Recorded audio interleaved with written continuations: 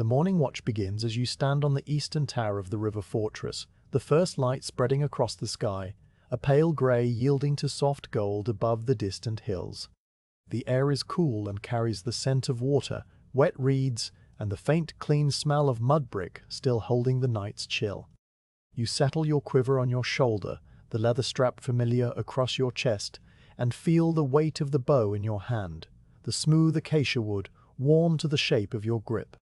Below, the Nile flows slowly northward, its surface rippling in gentle, endless patterns that shimmer as the light grows stronger.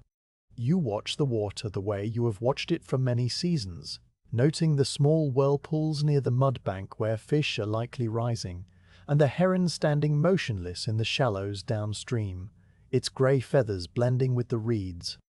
You walk a slow circuit of the tower platform, your sandals making a soft sound on the packed earth and warm brick. At each crenel, you pause, resting your hand on the sun-warmed parapet, and look out across the river to the far bank where the cultivation begins, a narrow strip of green that gives way to the pale desert beyond. The river here bends gently, a broad curve that you know as well as the lines on your own palm, and the water moves with a quiet purpose, unhurried and constant. A slight breeze stirs, carrying with it the distant lowing of cattle from the village and the sharp scent of a cooking fire being kindled. You turn your gaze inland, toward the palm groves that cluster near the settlement, their fronds just beginning to catch the morning light, and you see the first thin column of smoke rising from the baker's oven, a grey ribbon that leans with the breeze before dissolving into the brightening sky. The garrison below is stirring into its own quiet rhythm. You hear the soft clink of a water jar being set down on stone, the murmur of voices from the courtyard, someone coughing lightly, the scrape of a grindstone as the morning's bread flour is prepared. These sounds rise and fall, woven into the steady whisper of the river, and they are as much a part of the watch as the light on the water. You shift the bow in your hand, letting your thumb find the string and test its tension by habit, a small practice motion that requires no thought. The string is taut, but not too tight, the waxed linen smooth under your touch, and you know that the bow will answer if ever it is needed, though it has not been needed for a very long time. Your task is simple and unchanging, to keep watch and to be present, to observe the river and the land, to note what passes and what remains. There is no urgency in this, only a deep, slow attention that stretches across the hours like the shadow of the tower stretching toward the water. The sun climbs higher now, spilling a warm, honeyed light across the mud brick parapet, and you feel its heat begin to soak through the linen of your kilt, a gentle weight on your skin. You walk the circuit again, pausing this time at the southeastern crenelle to look down at the foot of the fortress wall where the river laps against the stone foundations with a soft, repetitive sound, a liquid hush that has been the background of your entire life. The water here is darker, deep and slow, and small patches of foam gather among the reeds that grow along the bank. A dragonfly hovers, its wings a blur of transparent blue, and then it darts away over the surface, leaving a tiny ripple that spreads and fades. You watch the ripple until it is gone, and then your eyes return to the far bank where a fishing boat is just pushing out from the mudflat, its hull a dark shape against the pale water. The boat is a simple one, made of bundled papyrus reeds lashed together with rope, and it sits low in the river as the fisherman poles it slowly into the current. His movements are unhurried, the long pole dipping and lifting with a rhythm that matches the slow beat of your own heart, and you can see the glint of a fishnet folded near the stern. You follow the boat's path as it drifts downstream, its wake a subtle V that spreads and vanishes, and you think about the many mornings you have watched the same boat, the same fisherman, the same quiet departure. The sun gleams on the water, turning the surface into a sheet of hammered bronze, and the boat moves across it as though it were gliding over polished metal, a small dark silhouette in a field of light. You turn from the river and look again toward the village, where the smoke from the baker's oven has thickened slightly, and the smell of fresh bread now reaches the tower, warm and yeasty, mixing with the earthy scent of the river. In the palm grove, a man is climbing one of the taller trees, his white loincloth bright against the dark trunk, and you watch him disappear into the crown of fronds to check the ripening dates. Below him, a pair of donkeys stand in the shade, their tails flicking lazily. The whole scene is one of slow, unfolding order, each person and creature moving within a pattern laid down by the river and the seasons, a pattern that is repeated for longer than memory can hold. You lean your bow against the parapet for a moment and roll your shoulders, feeling the slight stiffness from the night's earlier watch, then pick it up again and continue your circuit. The tower platform is not large, perhaps 20 paces from one side to the other, and your route takes you past each crenel in turn. You have walked this path so many times that your feet know every slight unevenness in the bricks, the place where the mortar has crumbled a little near the northwest corner, the spot where the wind always carries a faint drift of ash from the garrison's oven. As you walk, you let your gaze sweep across the horizon in a slow, methodical way. First the river, then the far bank, then the strip of desert that shimmers with heat, then the sky, which has now turned a deep, cloudless blue. The sky is empty except for a single hawk circling high above the western cliffs, a dark speck turning in lazy loops, and you watch it for a while without any particular thought, simply following its motion. The air grows warmer, and the coolness of the early morning is now just a memory. You wipe a bead of sweat from your temple with the back of your hand and adjust the quiver strap where it has pressed a line into your skin. The quiver is made of stiffened leather, dyed a dark reddish brown, and it holds 30 arrows, each shaft straight and true, each fletching of barred feathers tight against the wood. You do not need to count them, for you know they are all there, but you will check them later, running each one through your fingers in the shade of the portico. For now, it is enough to feel their familiar weight, the slight rattle of the bronze points when you shift your shoulder. Downstream, the heron has not moved. It stands on one leg in the shallows, its long neck curved into a graceful S, and it seems to be watching the water with the same patience that you bring to your own watch. A fish jumps nearby, a brief silver flash and a splash, but the heron does not flinch, only waits with the stillness of something that knows time differently. You find yourself breathing in rhythm with the river, slow and deep, and the minutes pass without any clear boundary between them, one moment flowing into the next, like the water below. The sun marks its passage across the sky, and the shadow of the tower shortens gradually on the stone. But inside the watch there is no hurry, no countdown, only the steady presence of being here. You hear footsteps on the stairway behind you, the soft scrape of sandal on brick, and a garrison boy comes up carrying a small clay cup of water. He nods silently, as is the custom during the watch, and you take the cup and drink, the water cool and tasting faintly of the silt from which it was drawn. You hand the cup back, and the boy disappears down the stairs without a word. The simple gesture settles something inside you, a small affirmation that the day is proceeding as it should, and you return your attention to the river, where the fishing boat has now disappeared around the bend, leaving the water empty and smooth. The heron remains, the hawk circles, the smoke rises, and you stand at your post, watching, waiting, present. The sun continues its slow climb, and the light shifts from gold to a clear, steady white that makes the river glare. You shade your eyes with your hand for a moment, scanning the far bank where a line of green marks the irrigation canals. There is no movement there, only the shimmer of heat and the dark shapes of trees. The fortress walls around you are solid and old, built by hands that knew the river's moods, and you can feel the history in the bricks, the layers of silt and straw that have baked under countless suns. You run your hand along the parapet, feeling its rough texture, and you think about all the other archers who have stood here, who have touched this same brick, who have watched this same bend of the Nile. The thought is not lonely, but comforting, a reminder that you are part of something larger and more enduring than your own small life. After a while you settle yourself on a low stone bench set into the inner wall of the tower, still able to see over the parapet while resting your legs. You lay the bow across your knees and take a small piece of linen from your belt, wiping the dust from the wood with slow, careful strokes. The bow's curve is beautiful, a double recurve that gives it strength, and the wood gleams faintly where the oil of your hands has polished it over the years. The sinew backing is tight and unbroken, the horn knocks at each end fitted precisely. You check the string again, plucking it softly to hear the low taut hum, and then you set the bow aside and simply watch.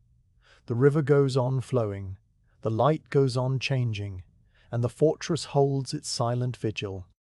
Now the morning is fully open, the heat beginning to press down like a gentle hand, and the sounds from the village grow more distinct.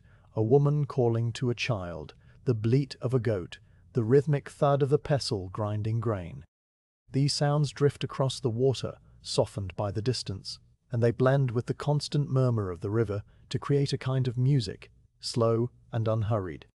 You close your eyes for a moment just to listen, and when you open them again, the world is the same.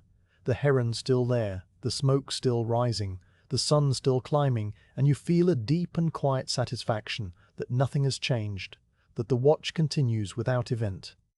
It is the kind of morning you like best, a morning of small familiar things, a morning that asks nothing of you but your attention. You rise from the bench and resume your walk, your legs moving easily, your bow held loosely in one hand. At the western crenel, you stop and look out over the desert, where the sand begins just beyond the cultivation, a vast pale emptiness that stretches to the horizon.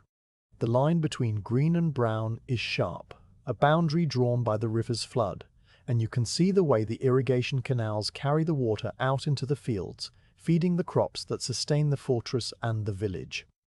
The fields are small patches of green among the brown, orderly squares of barley and flax, and in one of them a farmer is bent over, weeding slowly between the rows. You watch him for a time, his movements as regular as the oars at the fishing boat, and then you continue your circuit, your shadow now a small dark pool at your feet. The heron finally moves, lifting one leg and then the other, stepping carefully through the shallows with a slow, deliberate grace. It stops, dips its head, and comes up with a small fish wriggling in its beak, then swallows it in a single motion and resumes its stillness. You watch this small event with the same calm attention you give to everything else, noting the way the water settles after the heron's movement, the ripples fading to nothing. The river is a patient teacher, and you have learned its lessons well. How to wait, how to watch, how to let the hours pass without grasping at them. You turn your gaze back to the far bank, just as another fishing boat appears, this one smaller than the first, a one-man craft made from a hollowed log. The fisherman sits in the middle, paddling with a single oar, and he moves even more slowly than the first, his boat barely disturbing the surface. You watch him cross the river, angling toward a patch of reeds near your side, and then he vanishes into the green, the reeds swallowing him up. The river is empty again, and the sun is now high enough that the shadow of the fortress lies directly beneath the walls, a narrow band of coolness hugging the stone. The morning watch is drawing toward its end, though you do not count the hours. You know by the angle of the light, by the position of the sun over the eastern hills, that soon another archer will climb the stairs to relieve you. You make one final circuit, pausing at each crenel, checking the river, the desert, the village, the sky. Everything is as it was, the heron now standing on a different mudbank, the smoke from the baker's oven still rising, the donkeys still in the shade, the hawk still circling, but a little lower now. The fishing boat has not returned, but that is not unusual. The river flows on, and you are a part of its flow, a still point in the moving world. You hear the sound of footsteps on the stair, the next watch approaching, and you allow yourself a small, quiet exhale, knowing that you have kept the watch well. You remain, as you have remained through so many mornings, a guardian of this quiet place, and the river whispers its ancient song, carrying you gently toward the rest of the day. The sun is now well into its climb, the first soft gold of dawn replaced by a steady white glare that shimmers on the water and makes the river a broad mirror of light. You descend from the eastern tower, leaving the next watch to his post, and make your way down the narrow stairway that hugs the inner face of the fortress wall. The steps are worn in the middle from years of sandals passing over them, a shallow dip polished smooth by the weight of countless watchers. Your hand rests on the mud brick wall beside you, and you feel the transition from the cool shade of the tower's interior to the open heat of the rampart, a subtle shift that tells you the day is settling into its full warmth. The air smells of dust and old clay, with a hint of the river drifting up from below, and you hear the distant clatter of a loom from the village. a sound so faint it might be imagination. At the base of the tower stairs, you turn onto the western wall walk, a long platform that runs between the towers like a spine of the fortress. Here the parapet is lower, just chest height, and you can see over it without standing on your toes. The wall was built by the ancestors of the ancestors, layer upon layer of mud brick pressed and dried under older suns, and it has the color of the desert itself, a warm tawny brown that deepens where the floodwaters once kissed the base. You walk slowly, your sandals making a soft, regular sound, the woven reed soles brushing the packed earth that covers the brickwork. To your left, the river bends around the settlement in a broad, shining loop that defines every aspect of life here, and to your right, the inner courtyard spreads out below, a rectangle of compacted soil where a few soldiers are now sharpening tools or mending nets in the shade of the portico. You pause at the first merlon, a square projection that offers a framed view of the river, and lean your forearms on the sun-warmed brick. The water from here is a different shade than it was at dawn, no longer grey or pale bronze, but a deep, opaque brown threaded with streaks of lighter silt, moving with a slow muscularity that is only visible when you watch it for a long time. You watch it for a long time, letting your gaze soften so that the whole surface becomes a moving texture, and you notice the small things, a palm frond drifting downstream, turning in slow circles, the shadow of a cloud that has not yet formed passing over the water, the way the light catches the tiny ripples near the far bank, making them sparkle like scattered quartz. A soft breath of wind stirs, the river's own exhalation, lifting the hair on your arms and carrying with it the green smell of the reeds and the mudbanks, a smell that is both ancient and new, made of life and decay and renewal all at once. You continue along the wall walk, running your free hand along the inner face of the parapet as you go, feeling the texture of the mud brick. In places it is smooth and almost glassy, baked hard by the sun and the years, while in other spots it is rough and granular, tiny particles of straw and sand catching on your palm. This is how you know the wall is sound, by the absence of deep cracks or crumbling mortar, and you note with quiet satisfaction that the repairs made after the last flood have held well. A small lizard, pale brown with a blue throat, scuttles away from your shadow, vanishing into a crevice between two bricks where it waits with only its tiny head visible. You nod to it as you pass, a silent acknowledgement of a fellow guardian, and then your attention is pulled outward again to the river, where a flock of ibis is flying low over the water. The ibis move in a loose formation, their long curved beaks pointing forward, their black and white wings beating with an unhurried rhythm that seems to match the river's own pulse.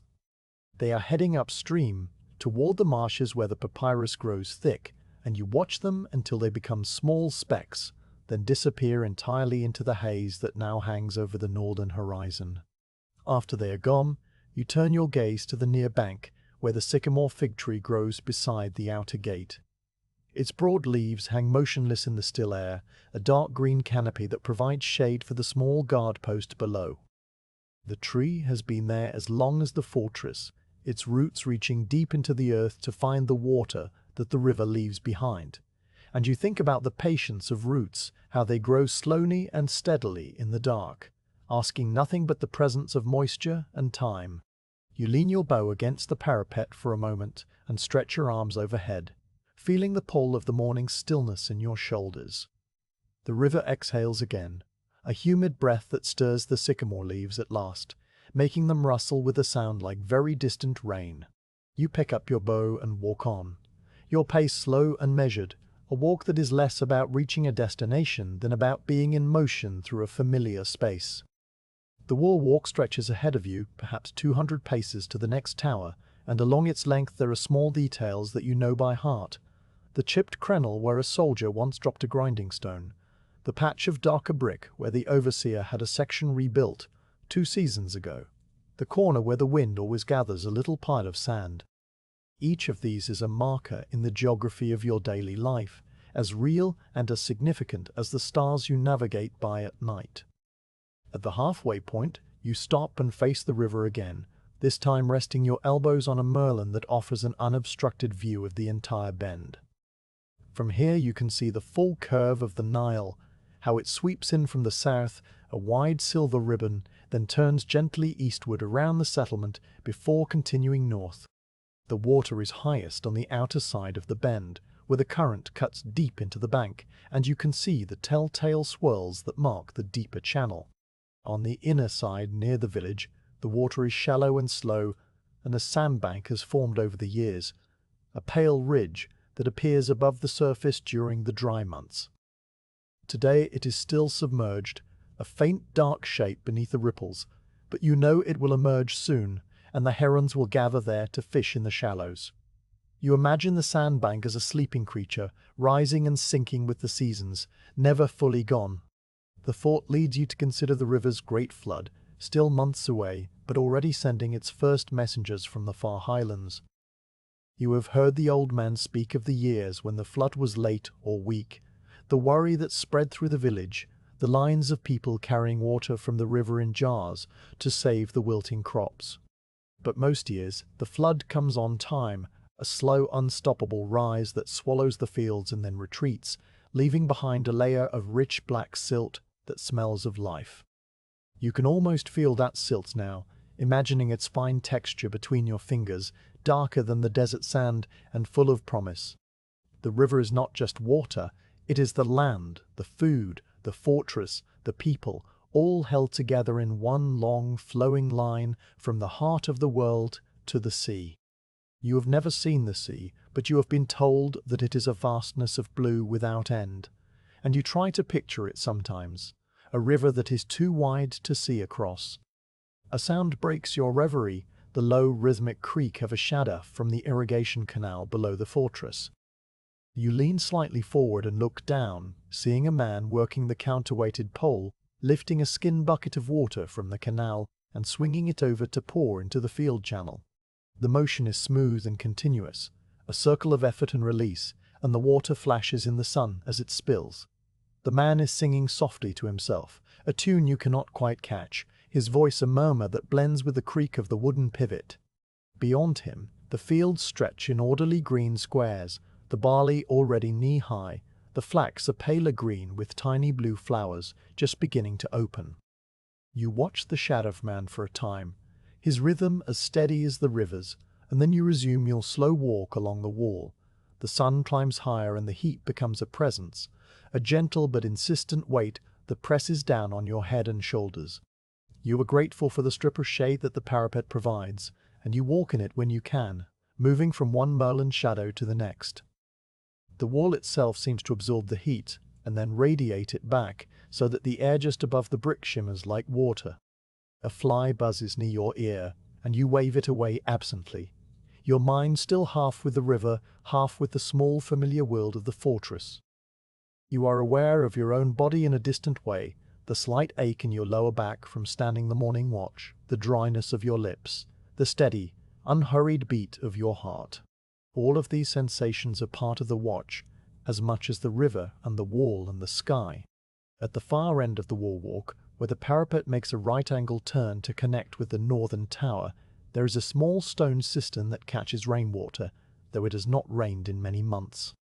A clay cup rests on the rim, and you pause to drink, the water warm now but still refreshing, tasting of the limestone from which the cistern was carved. You pour a little into your palm and splash it on your face, the moisture evaporating almost instantly, but leaving behind a brief coolness that clears your thoughts. You look up at the northern tower, a squat, square structure that mirrors the eastern one, and you know that another archer is up there, watching the same river from a different angle, seeing things you cannot see. The two of you are like eyes on a single face, each taking in a part of the whole, and this thought gives you a quiet sense of connection. Turning away from the cistern, you begin the walk back along the wall, retracing your steps but seeing everything from the opposite direction. The river is now on your right, the courtyard on your left, and the shift in perspective makes the familiar seem slightly new. You notice how the late morning light catches the water at a different angle, turning the surface into a mosaic of glitter and shadow. You notice the way the shadow of man has now been replaced by a woman carrying a basket of vegetables on her head, her figure small and upright as she walks along the canal path. You notice the lizard again, still in its crevice, and this time it does not move as you pass, only watches you with one unblinking eye. The ibis have not returned, but a kingfisher now perches on a snag near the water. A streak of blue and orange that darts suddenly downward, strikes the surface, and rises with a minnow in its beak before disappearing into the reeds. The river whispers its endless syllables below you, a sound so constant that you have learned to hear through it, to pick out the smaller sounds that ride on its surface, the splash of the kingfisher, the lowing of a cow, the creak of the shaduf, the distant call of a boatman. These sounds are the thread on which the day is strung, each one a small bead of time. You run your hand along the parapet again, feeling its warmth, and you think about the layers of silt that the river brings. How the flood rebuilds the land, grain by grain, patiently, without hurry. The fortress is like that too, built and rebuilt, layer upon layer, each generation adding its own small part to the whole. And you are part of that layering, standing here now, touching the same bricks that others have touched, watching the same water that others have watched. The thought settles over you like a blanket, heavy and warm, and you continue your walk in its comfort. Now the sun is almost directly overhead, and the shadows have shrunk to narrow pools at the base of the walls. The heat rises in visible waves from the riverbank, distorting the shapes of the palm trees so that they seem to dance slightly. You stop at the Merlon where you started, looking out at the river one more time before you will descend for the midday rest. The water is the color of polished bronze now, and it moves with a slow, heavy grace that reminds you of the breathing of a large animal asleep. Everything is in its place. The heron has found a new mud bank further upstream. The shaduf man has returned to his endless circle of lifting and pouring. The smoke from the baker's oven still rises in its thin column, and the desert beyond the cultivation glimmers pale and quiet under the endless blue sky. You breathe in the river's breath, that warm, humid exhalation that smells of wet earth and growing things, and you let it fill your lungs before you turn and make your way toward the stairway that leads down into the fortress's shaded heart. The wall will wait, the river will flow, and you will return as you always do, to the watch. The afternoon settles over the fortress like a slow, warm breath, and you find your place in the shade of the garrison portico, a long covered walkway that runs along the eastern side of the courtyard. The roof here is made of palm logs laid close together, covered with a thick layer of mud and straw that keeps the space below cooler than the open air. You sit on a low wooden stool, its legs worn uneven by years of use, so that it rocks slightly on the packed earth, until you shift your weight to steady it.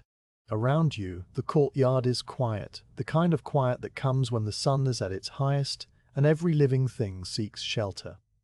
Even the chickens have retreated to the shade of the granary, their soft clucking muted and sporadic. The only steady sound is the river, a distant hush that finds its way through the walls, a constant presence beneath the silence. You lay your bow across your knees and look at it for a moment, seeing the way the light falls across the smooth acacia wood. The bow is a recurved shape, its limbs curving gently away from you at the tips, and it is as familiar to you as your own hands. You take a small clay pot of oil from the ground beside your stool, and a square of soft linen cloth that has been washed many times until it is thin and almost translucent. Dipping a corner of the cloth into the oil, you begin to work it slowly along the upper limb of the bow, starting at the grip and moving outward toward the horn nock. The oil is pressed from the seeds of the castor plant, and it has a faint, nutty smell that mingles with the dust and the dry heat. You rub the wood with small circular motions, letting the oil sink into the grain, darkening the pale brown to a richer shade. The cloth glides over the surface, and you watch the wood respond, becoming supple and slightly glossy under your touch. The motion is repetitive and soothing, stroke after stroke, and your mind drifts as your hands work. You think about the day the bow was given to you, years ago, when you were still young enough that your arms trembled with the effort of drawing it. The bowyer had been an old man with hands like knotted wood, and he had watched you test the draw weight, nodding slowly when he saw the way you held it. Now the bow has become an extension of your own arm, the grip worn to the exact shape of your palm, the wood darkened where your hand has rested thousands of times. You turn the bow over and oil the lower limb with the same slow care, making sure to cover every inch, from the grip to the tip. Where the sinew backing meets the wood, you are especially gentle, dabbing the oil rather than rubbing, because you know that the sinew can swell and weaken if it is over-soaked. The sinew is translucent and pale, layered in thin strips that overlap like the shingles on a roof, and it hums with a low, taut resonance when you pluck it with your fingernail. After the oiling, you set the bow aside carefully, leaning it against the mud brick pillar beside you, and you reach for your quiver. It is made of stiff leather, dyed a deep reddish brown with pigment from the acacia tree, and it is reinforced at the mouth with a ring of twisted sinew to keep it from collapsing. The strap is long and wide, made to cross your chest, and it has left a faint mark on your shoulder where it rests during the watches. You turn the quiver upside down gently, and the arrows slide out onto the cloth spread at your feet, a bundle of 30 shafts that clatter softly together with a sound like dry reeds rustling. You pick up the first arrow and hold it to the light, sighting down its length with one eye closed. The shaft is made of a straight-grained reed that grows in the marshes far to the south, and it is light but strong, the surface sanded smooth until it feels almost like polished stone under your thumb. You check for any cracks or warps, rolling the arrow between your fingers, watching the way the fletching catches the air. The feathers are from a vulture, barred with bands of brown and cream, and they are tied to the shaft with thin sinew thread in a spiral pattern that is both decoration and function. You pluck at one of the feathers gently, testing the glue that holds it, and it stays firm. The bronze point is a small leaf-shaped blade set into a slot at the tip of the shaft, bound with more sinew, and you test its sharpness by pressing it lightly against the pad of your thumb. Not enough to cut, just enough to feel the edge bite. It is still keen, and you set this arrow aside on the cloth to your right, the pile of inspected arrows beginning to grow. The second arrow is like the first, straight and true, its fletching tight, its point sharp. The third has a slight bend near the middle, so faint that only your practiced eye would notice it, and you set it aside in a different pile, the pile of arrows that will need straightening. You will take them later to the small brazier in the workshop, where you will heat the shaft gently over the coals and bend it back into true, holding it until it cools. The fourth arrow is perfect, the fifth is perfect, the sixth is perfect, and the pile of sound arrows grows steadily while the bent pile remains small, just 3 shafts by the time you reach the halfway point. Your hands move without hurry, each arrow receiving the same slow attention, the same careful inspection, and the courtyard around you remains sunk in its afternoon stillness. A cat sleeps in a patch of sunlight near the well, a small tabby with its tail curled neatly around its paws. Its flanks rise and fall with each breath, and its whiskers twitch occasionally, perhaps dreaming of mice in the granary. The well itself stands in the center of the courtyard, a low circle of stone with a wooden windlass and a rope that descends into the cool darkness below. A clay jar rests on the rim, half full of water, and the sun catches the rim of the jar, making a small bright line of light that shifts as the sun moves. You watch the cat for a moment. It sleeps so deep and untroubled, and then you return to your arrows, your rhythm unbroken. When you have inspected all 30 arrows, you take the 3 bent ones and set them aside in a bundle, tying them loosely with a strip of linen to keep them together for later. The sound arrows you gather into your hands, feeling their collective weight, a satisfying heft that speaks of readiness. You count them again, not because you have forgotten the number, but because the counting itself is a kind of meditation, a slow tally that matches the beat of your heart. 1, 2, 3, 4, the numbers rising, and then holding at 27. You slide the arrows back into the quiver one by one, their bronze points nestling together with a soft chime, until the quiver is full again and the strap is ready to be slung over your shoulder. With the arrows done, you turn your attention back to the bow, lifting it from its resting place and holding it across your knees once more. Now you take the bowstring, a length of twisted linen cord that you have waxed many times with beeswax from the hives in the palm grove. The string is looped at both ends, and you fit one loop over the lower nock, settling it into the groove with a small, precise motion. Then you brace the lower limb against the instep of your left foot, bend the bow carefully, feeling the resistance build through the wood and sinew, and slip the upper loop into its nock. The bow takes its curve, a smooth, even arc that seems to breathe with tension, and you hold it up to the light to sight along the string, checking that it runs straight from top to bottom, bisecting the grip exactly. It does, as you knew it would, but the checking is part of the ritual, a small confirmation that all is well. You pluck the string once, and it hums a low, resonant note that fades slowly in the warm air. The sound is like a single drop of water falling into a deep pool, and it seems to hang in the silence after it is gone. You wrap the excess string around the upper nock, tucking the end under itself to keep it neat, and then you lay the bow across your knees again, resting your hands lightly on its limbs. The oil has soaked in now, leaving the wood with a soft luster, and the sinew backing glows faintly, a pale amber against the darker acacia. You are satisfied, and the satisfaction is quiet and complete, asking nothing more. Now you take out your dagger, a small blade of bronze with a handle of hippopotamus ivory, the ivory yellowed with age and smooth from years of handling. The blade is dulled from use, and you fetch a small whetstone from the pouch at your belt, a flat, oblong stone of fine-grained quartz that you found in the eastern wadi many seasons ago. You spit on the stone to wet it, a single drop that darkens the grey surface, and then you begin to work the blade across it with steady circular strokes.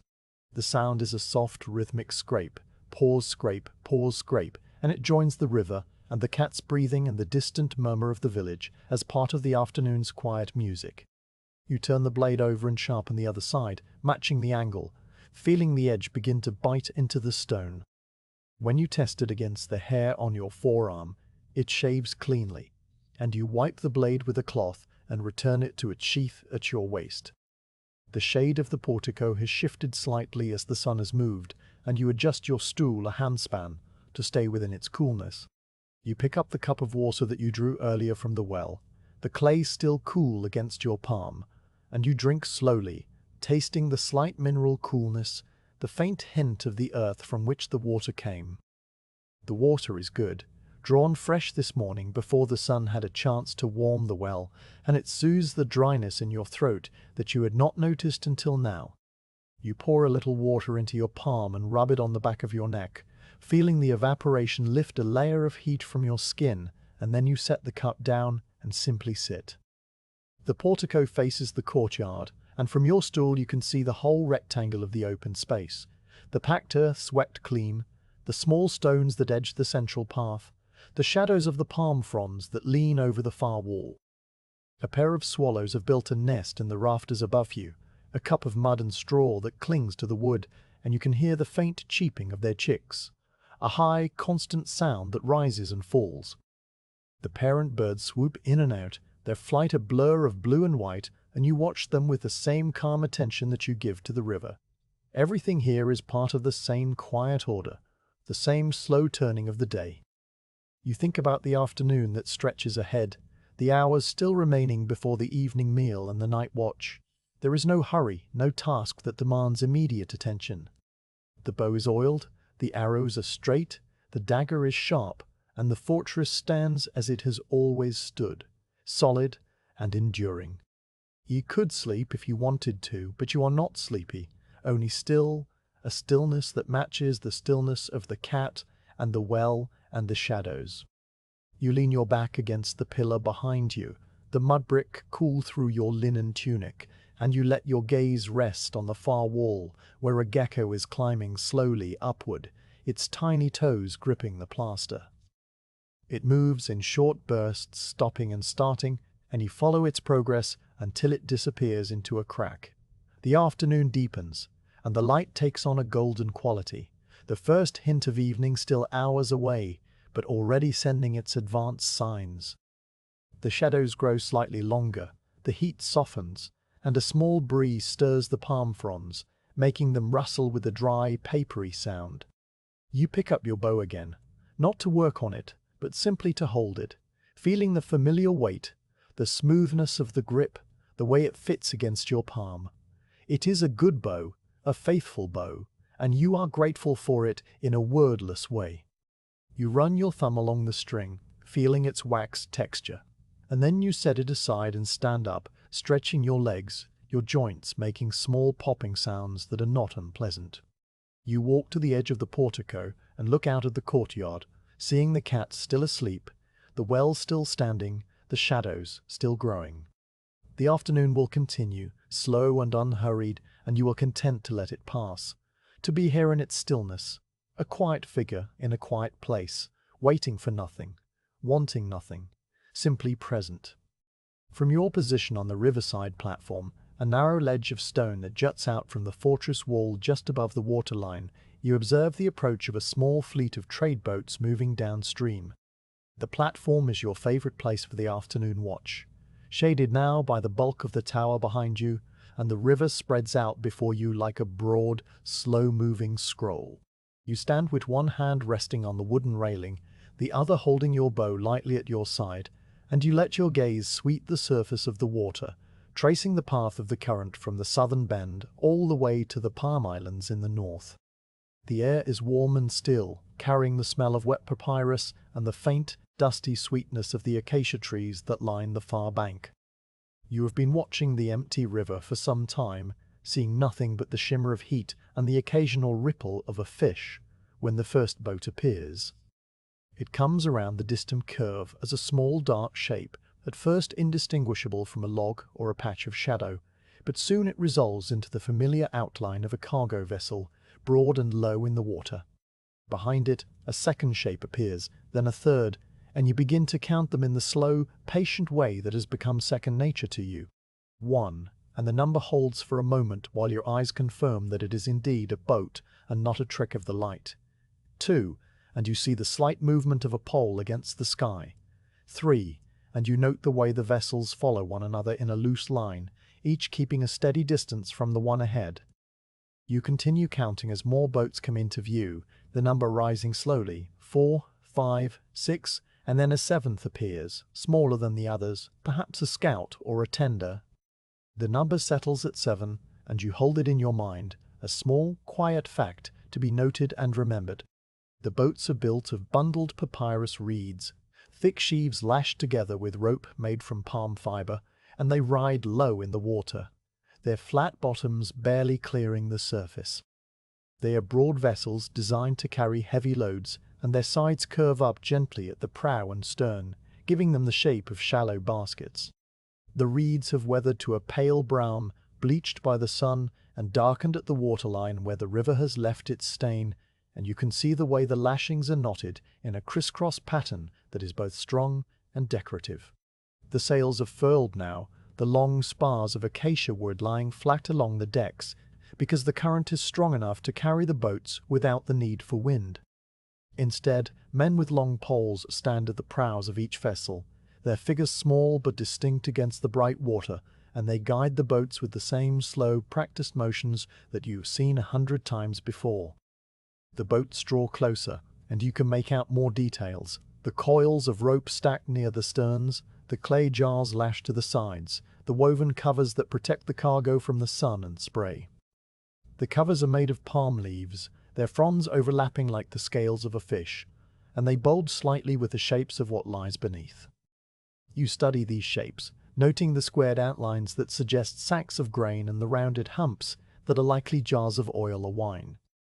The cargo has come from the interior, from the farms and presses and granaries that lie beyond the eastern hills, and it is bound for the markets downstream, perhaps as far as the great city itself. You think about the journey the grain has made, from the planting in the black silt to the harvesting under the hot sun, the threshing on the village floor, the winnowing in the wind, and now this final passage along the river. Each sack represents months of labor, of waiting, of hope, and now it drifts calmly toward its destination, cradled in a boat of reeds. You shift your weight slightly on the platform, feeling the warmth of the stone through your sandals, and you continue to watch as the first boat reaches the wide part of the river directly in front of the fortress. The man at its prow is an older fellow with a grey beard and a linen headcloth that flaps gently in the breeze of his own slow passage. He leans on his pole with an air of easy familiarity, his body swaying with the motion of the boat, and he looks up at the fortress with eyes that have seen these walls many times. You raise your hand in greeting, lifting your palm outward in the gesture of peace, and he returns the gesture, a small, unhurried wave that acknowledges the watch without interrupting the rhythm of his work. The other boatmen do the same as their vessels pass, each one lifting a hand or nodding a head, and you answer each greeting in turn, a silent exchange that has passed between river travelers and fortress guards for as long as anyone can remember. No alarm is called, no signal is raised, for these are familiar faces on a familiar route, and the boats are known to the garrison. You watch them glide past, the first one now abreast of the northern tower, the second just reaching the platform, the third still a little way upstream.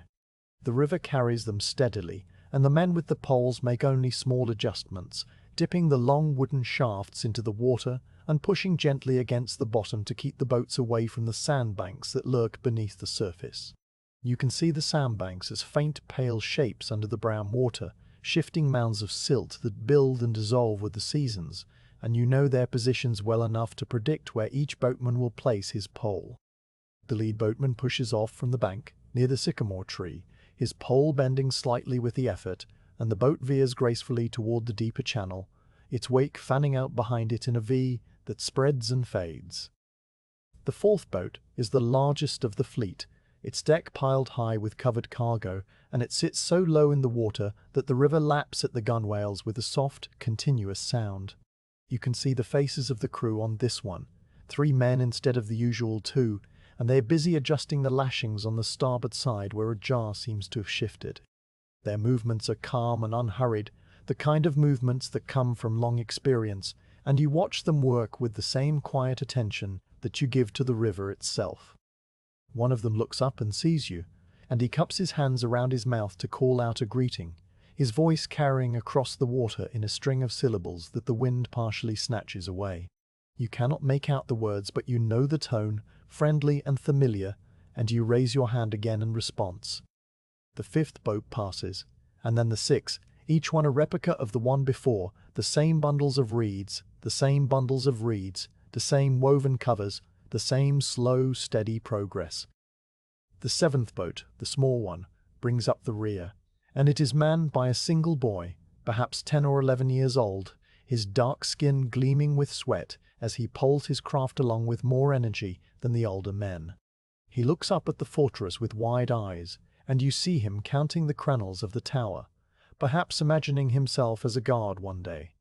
You smile, a small private expression that no one sees, and you nod to him as he passes.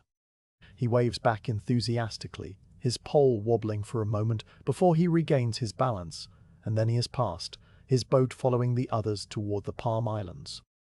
You watch the fleet until the last boat rounds the bend and disappears behind the thick stand of palm trees that marks the northern limit of the fortress's view.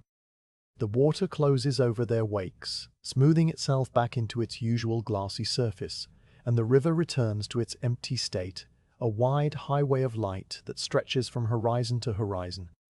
The only sign that the boats were ever there is a single floating palm frond dropped from one of the covers that drifts slowly downstream, turning in lazy circles as the current carries it away.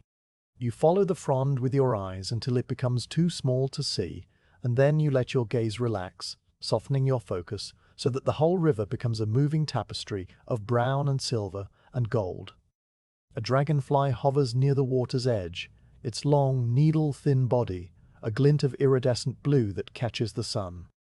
Its wings are a blur of transparent motion, beating so fast that they seem to create a small halo of stillness around the creature, and it darts suddenly sideways, pauses, then darts again, tracing an invisible pattern in the air. You watch the dragonfly for a while, following its erratic path as it hunts the tiny gnats that swarm above the shallows, and you think about how such a small creature can be so perfectly at home in this wide world of water and light. The dragonfly perches for a moment on a reed stem, its wings folding back along its body, and then it launches itself again, disappearing over the marsh with a speed that seems impossible for something so delicate. Now the river is truly quiet, the boat's gone, the dragonfly vanished, The only movement, the slow, endless flow of the water itself. You take a small piece of linen from the pouch at your belt, a square of cloth that has been washed so many times it is soft as a moth's wing, and you wipe the sweat from your brow. The cloth comes away damp, and you feel the slight sting of salt in the corners of your eyes, a reminder that the day has been long and warm. You fold the linen and tuck it back into the pouch, then return your hand to the railing, feeling the grain of the wood under your fingers, the smoothness where many hands have rested before yours. The river whispers its endless syllables below you, a sound so constant that it has become a kind of silence, and you let yourself sink into that silence, your thoughts drifting like the palm frond on the current. The sun begins its slow descent toward the Libyan hills, and the quality of the light changes, the harsh white glare of midday softening into a warm golden glow that spreads across the water like oil. The river responds to this change, its color deepening from the muddy brown of full daylight to a dark amber threaded with veins of copper, and the far bank takes on a hazy, almost dreamlike quality. The palm trees silhouetted against the brightening sky. You have seen this transformation many times, the way the evening paints the world in shades of honey and rust. But it never grows old, never loses its quiet power to still your thoughts. You stand and watch as the gold intensifies, spreading from the western horizon toward the east, and the first long shadows of the evening stretch across the fortress walls, reaching toward the water like dark fingers. A flock of birds rises from the marshes downstream, small dark shapes that wheel and turn in unison, their movements fluid and coordinated as though they are a single organism. They circle the Palm Islands twice, their wings catching the low light, and then they settle back into the reeds, their chattering calls fading into the distance. The river continues its flow, unhurried and eternal, and the fortress stands as it has always stood, solid and silent against the changing sky. You shift your bow from one hand to the other, feeling its familiar weight, and you think about the boats that have passed, the grain and the oil and the people who will receive them, the meals that will be cooked, the lamps that will be lit. The river connects all of these things, a thread that binds the interior to the sea, and you are a small part of that connection, a watcher on the bank, a witness to the endless passage of goods and lives. The amber of the river deepens further, taking on a reddish hue that reminds you of the clay pots the potter fires in the village kiln, and the copper threads become more pronounced, lines of bright orange that shift and dance on the moving surface. You watch the colors change minute by minute, and you feel the day's heat begin to lift, replaced by the first cool breath of evening that stirs the hair on your forearms. It is time to return to the courtyard, to the evening meal and the night watch. But you linger for just a moment longer, your eyes on the horizon where the sun is now a flattened disk of molten gold touching the dark line of the hills. The river takes one last blaze of light and holds it, a sheet of fire that stretches from bank to bank, and then the sun dips below the horizon and the fire fades, leaving the world in a soft grey twilight. You turn from the railing, your heart quiet, your mind still, and you make your way back along the platform toward the tower stair, carrying the image of the boats and the river and the sunset with you into the evening. As the light softens into evening, the garrison gathers in the courtyard around the communal hearth, a broad circle of stones blackened by countless fires. You make your way down from the riverside platform, your legs heavy with the good tiredness of a day spent standing and walking, and you find your usual place in the packed earth near the western wall, where a low bench of mud brick offers a backrest. The courtyard is transformed by the fading light.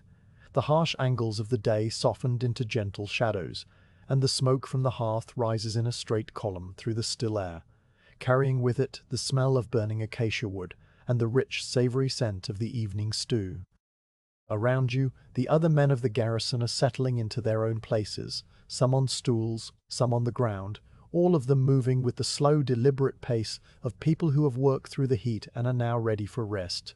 The cook is a broad-shouldered man named Seneb, his arms scarred from years of tending fires and lifting heavy pots, and he stands over the hearth with a long wooden ladle that he uses to stir the great clay pot suspended on an iron tripod. The pot is large enough to hold stew for the entire garrison, its sides blackened with soot and its rim chipped in several places, and it bubbles softly, sending up puffs of steam that catch the orange light of the flames.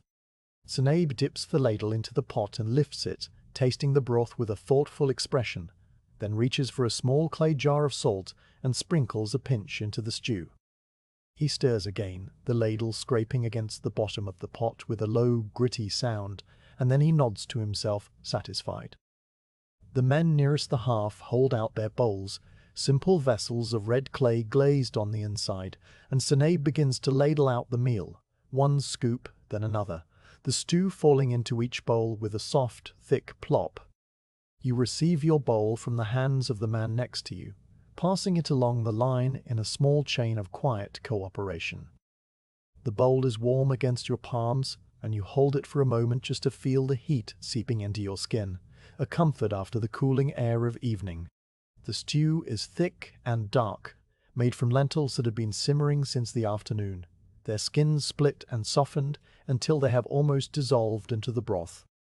Pieces of onion float in the mixture, translucent and sweet from long cooking, and there are small chunks of river fish, a kind of tilapia that the fishermen bring to the fortress each morning, their flesh white and flaky and tasting faintly of the muddy bottom where they feed.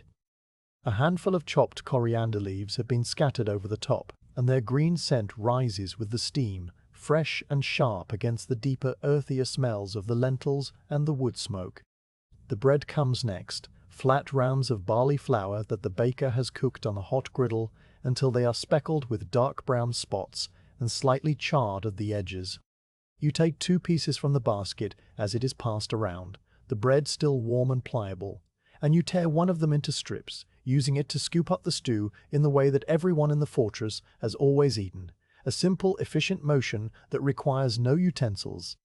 The first bite is rich and filling, the lentils soft and mealy on your tongue, the onion lending a slight sweetness, the fish flaking apart and mixing with the broth. You chew slowly, not from any deliberate intention, but simply because the pace of the evening is slow and there is no reason to hurry. The food settles in your stomach, a warm, solid presence, and you feel the day's fatigue begin to lift, replaced by a quiet contentment. Conversation moves around the circle in a low, easy murmur, the kind of talk that requires no particular direction and no conclusions. The man to your left, a stocky archer with a shaved head and a thin gold ring in his ear, is telling the man beside him about the condition of the east wall, how the mortar between 2 of the upper bricks has begun to crumble and will need attention before the next high water. His voice is unhurried, his words coming in slow, measured phrases, and the other man nods along, adding a comment about a similar crack that appeared 3 seasons ago, and the way the overseer had ordered it patched with a mixture of mud and straw. You listen without joining in, your attention moving between the talk and the fire and the food in your bowl. The flames flicker and dance, their shapes constantly shifting, and you watch the way the light catches the faces of the men around you, painting them in shades of orange and gold, deepening the lines around their eyes and mouths. Someone mentions the tax collector, an official from the governor's palace who is expected to arrive next month with his retinue of scribes and guards. The news was brought by a courier who passed through 2 days ago, a young man on a donkey who had ridden from the provincial capital with a bundle of papyrus dispatches. There is no worry in the talk, only a mild, practical interest. The tax collector will need quarters and food, and the storehouse will need to be opened for his inspection, the jars of grain and oil counted and recorded. You've seen this process many times. The careful tallying of everything the fortress holds, the scribe with his reed brush and his pot of ink, the long rolls of papyrus filled with neat columns of hieratic script. It is a part of the rhythm of the year, like the flood and the harvest, and the men discuss it in the same way they might discuss the weather or the river level, a known event that will come and go and leave little trace. The fire crackles and a spark leaps up into the darkening sky, a brief orange ember that glows and then vanishes. You tear another piece of bread and scoop up the last of your stew, wiping the bowl clean with the final strip. The bread has a nutty flavor, the barley toasted just enough to bring out its sweetness, and the charred edges add a slight bitterness that balances the richness of the lentils.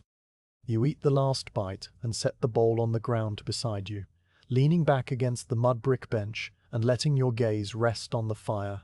The flames have settled now into a steady burn, the wood reduced to glowing coals that pulse with a deep internal light.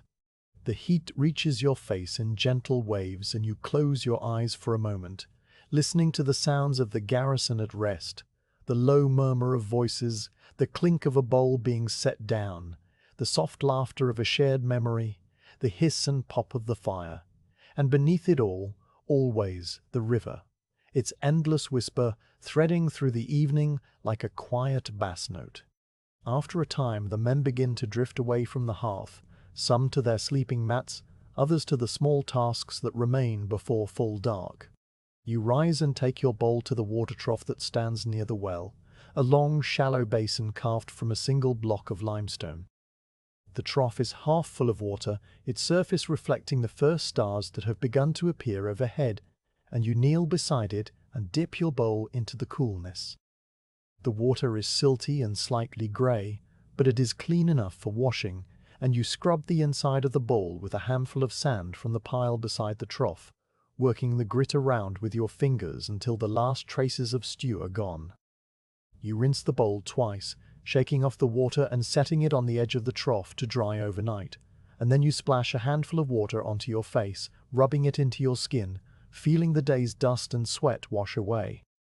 The water runs down your neck and soaks into the collar of your tunic, a brief coolness that is quickly absorbed.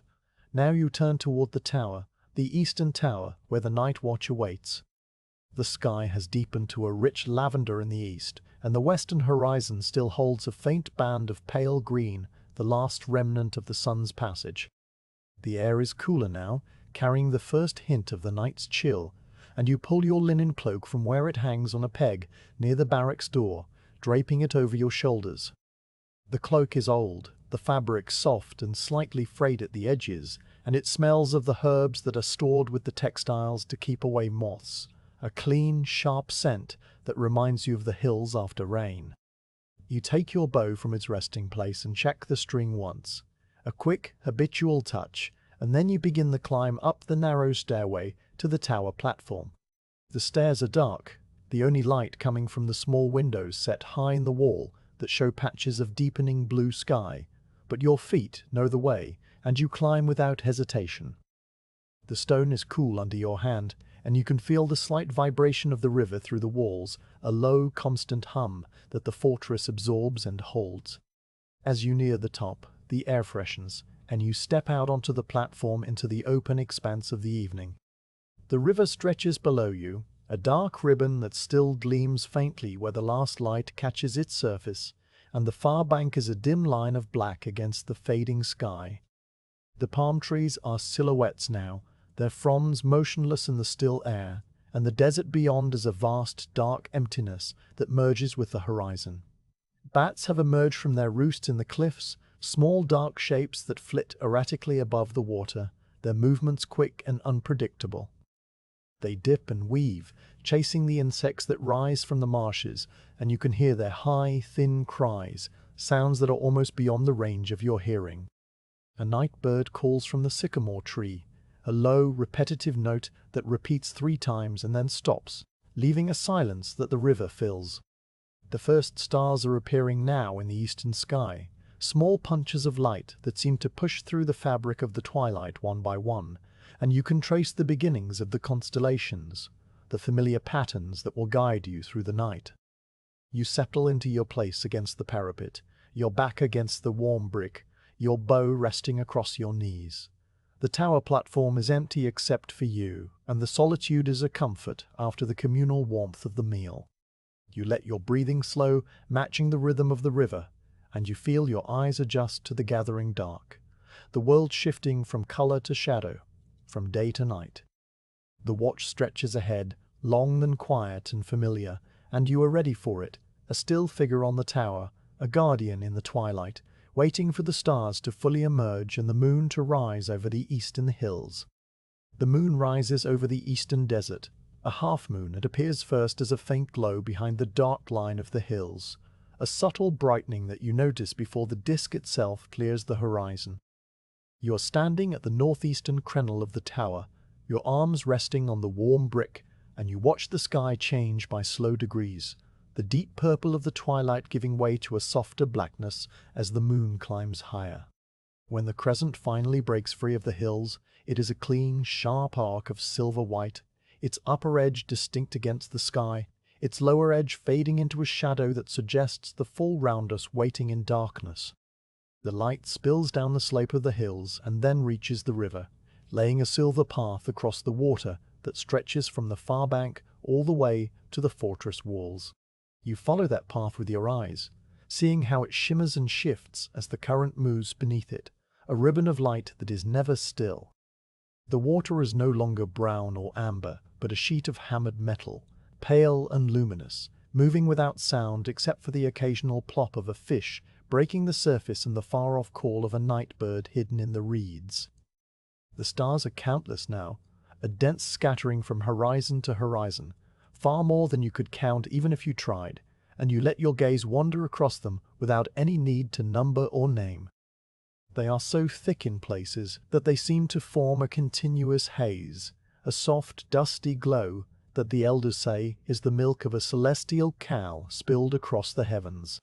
You can trace the patterns you learned as a boy, the ones your father taught you on nights much like this one, when you were small enough to sit on his shoulders and point at the sky.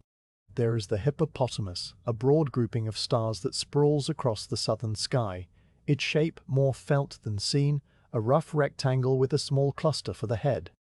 There is the crocodile, a long, sinuous line of fainter stars that curves along the ecliptic, its tail sweeping toward the west. There are the two brothers, a pair of bright stars that stand close together near the zenith, never separating, a symbol of loyalty and watchfulness.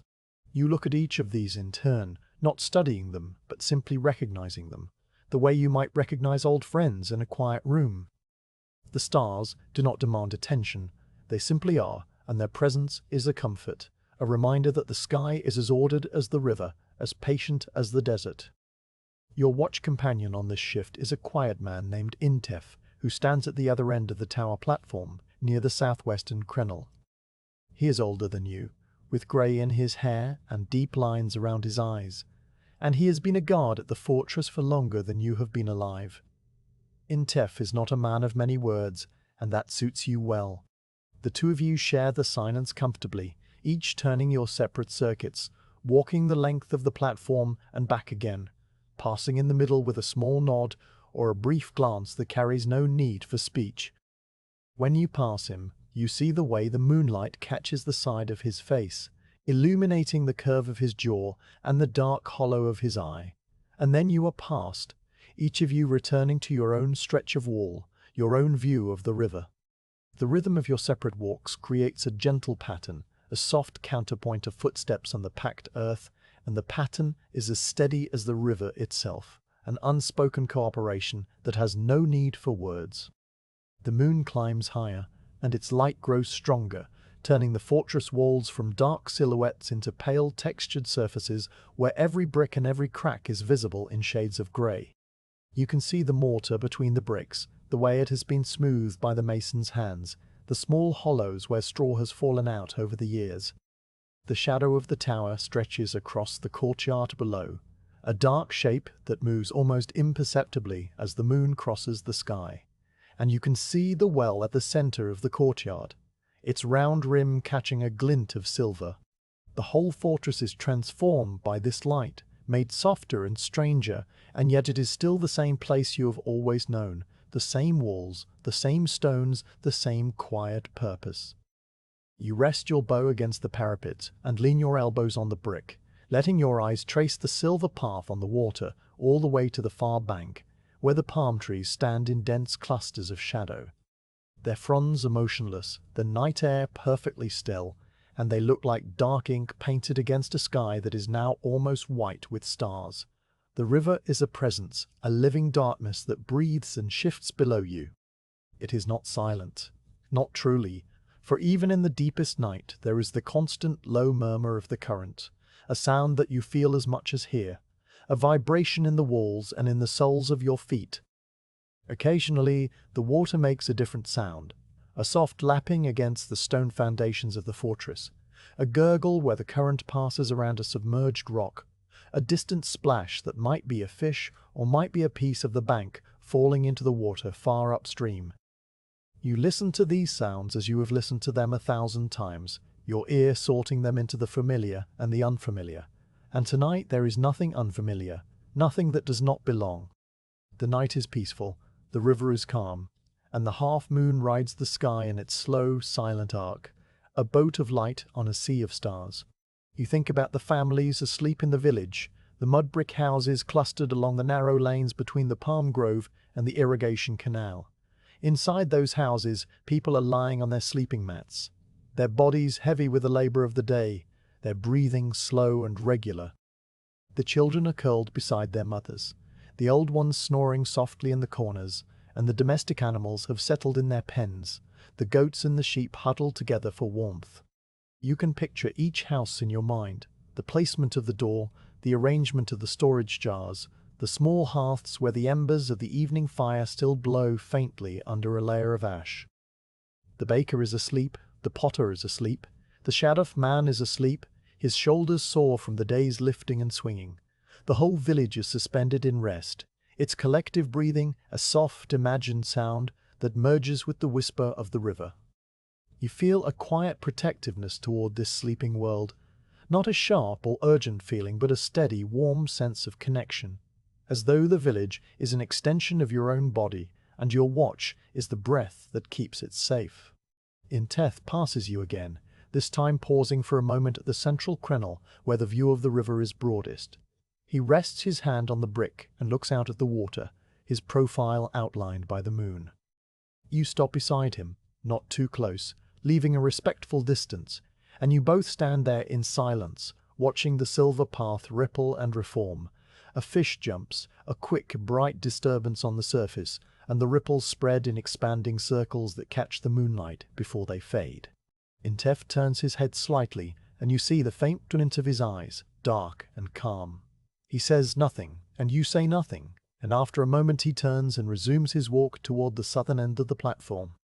You remain at the crenel for a while longer, your mind settling into a stillness that matches the stillness of the night.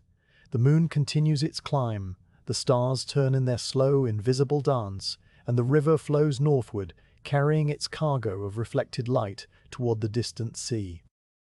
The hours pass slowly, each one like the one before, and that is exactly how you want them. There is no urgency in the night watch, no need for anything to happen. Your task is simply to be here, to observe, to keep your senses open to the world around you.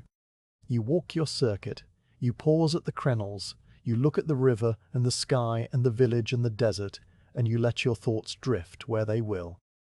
Sometimes your mind rests on small practical things, the arrows you inspected earlier, the crack in the east wall, the amount of grain left in the storehouse, the number of days until the flood begins.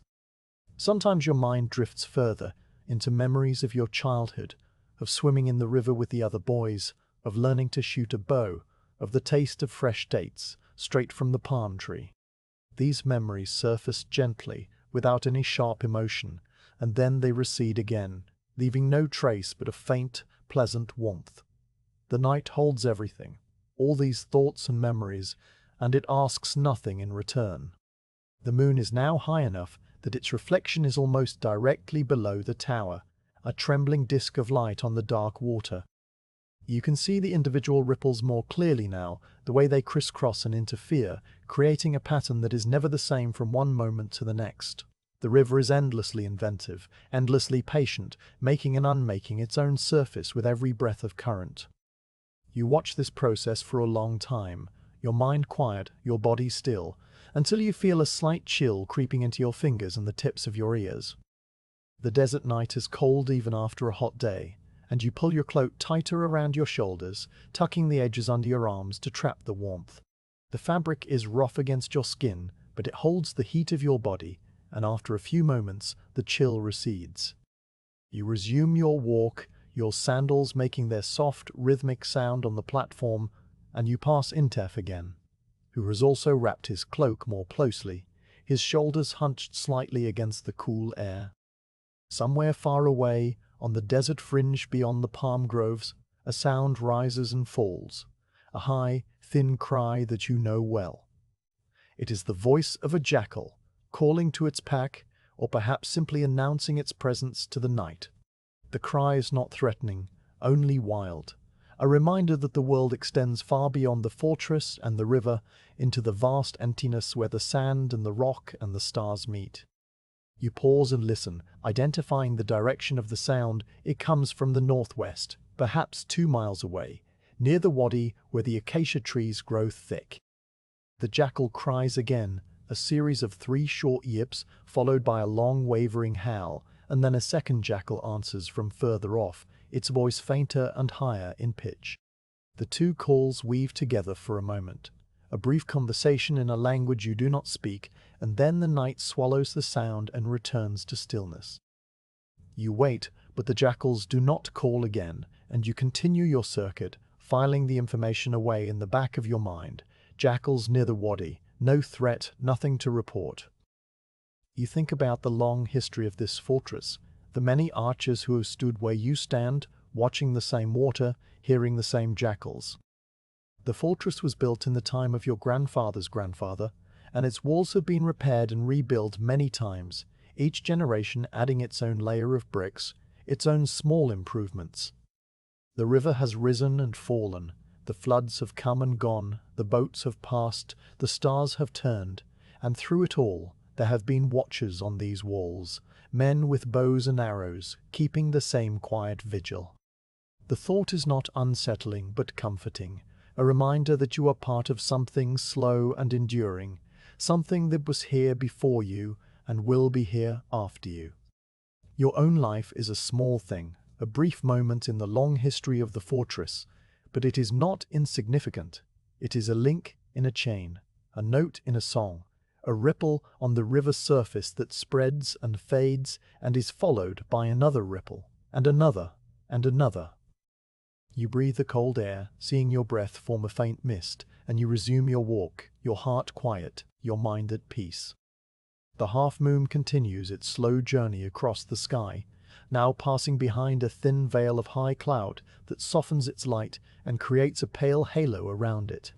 The silver path on the water dims slightly, the ripples becoming less distinct, and then the cloud passes and the light returns as bright as before. You watch this small change with the same calm attention that you give to everything else, noting the way the world shifts and then shifts back, a gentle fluctuation that means nothing and disturbs nothing.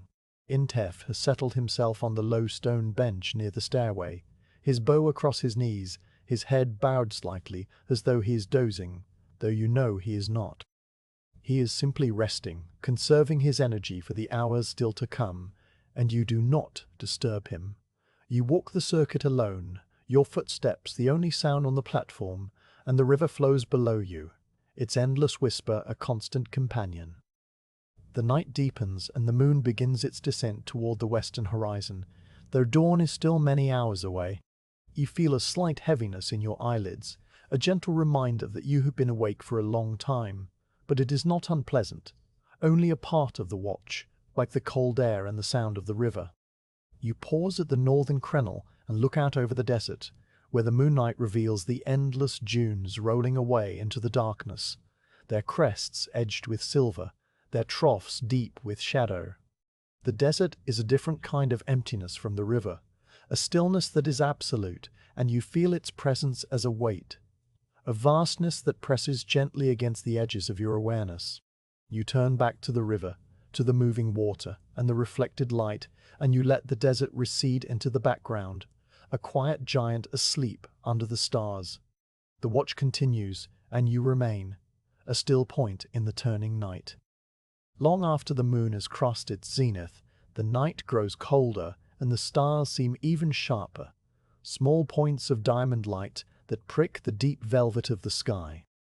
You pull your linen cloak tighter around your shoulders, tucking the coarse fabric under your chin, and you begin to walk the circuits to keep warm, your sandals making a soft, rhythmic sound on the packed earth of the tower platform. The moon has begun its slow descent toward the western horizon, its light now paler and thinner, casting long shadows that stretch across the fortress walls and then dissolve into the deeper darkness below. The silver path on the river has narrowed, a faint shimmer that barely holds its shape against the black water, and the far bank is entirely lost in shadow, a nothingness that merges with the sky. You pause at the northern crenel and look out, seeing only the dim outline of the nearest palm fronds, their edges touched with the faintest suggestion of silver, the rest a solid darkness. The air is sharp and dry, carrying no scent now, only the pure cold of the desert night, and you feel it on your cheeks and the tips of your ears, a crispness that clears the last drowsiness from your mind. The fortress is utterly silent, a silence so deep that it seems to press against your eardrums.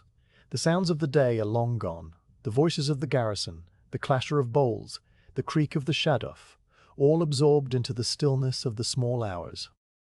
Even the river, which has been a constant companion through every watch, seems muted now, its whisper reduced to the barest murmur, a low, almost subaudible hum, that you feel in the soles of your feet rather than hear with your ears. The only distinct sound is the faint snoring of a soldier in the barracks below, a soft rhythmic rumble that rises and falls, muffled by the thick mud-brick walls. It is a comforting sound, a reminder that there are other living souls nearby, wrapped in their own deep sleep, their breath a gentle tide that mirrors the river's flow. You listen to it for a while, letting the slow rhythm settle into your own breathing, and then you resume your walk, your bow cradled in the crook of your arm, the wood cold against your skin. Far away, on the desert fringe beyond the palm groves and the irrigation canals, a jackal cries. The sound is high and thin, a wavering note that rises out of the silence like a single thread pulled from a dark cloth. It hangs in the air for a long moment, quivering, and then it falls away, dissolving back into the stillness that birthed it. You stop your walk and turn your head slightly, listening, your senses sharpening without any sense of alarm. You know this sound as you know the cry of the night bird and the splash of the fish and the whisper of the reeds. It is the voice of the wild, the call of a creature that belongs to the desert and not to the village. And it speaks of distances and emptinesses that have nothing to do with the fortress or the river. You stand very still, your hand resting on the parapet, and you wait to see if the sound will come again. The jackal cries a second time, its voice rising in a series of short yips that build into a longer, more mournful howl, a sound that seems to bend and curl in the cold air.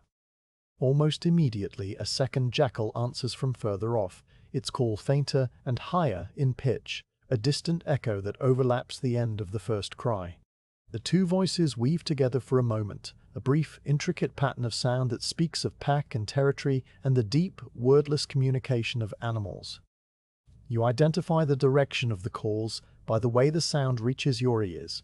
The first jackal is somewhere to the northwest, perhaps 2 miles away, near the wadi where the acacia trees grow thick, and the ground is stony and broken.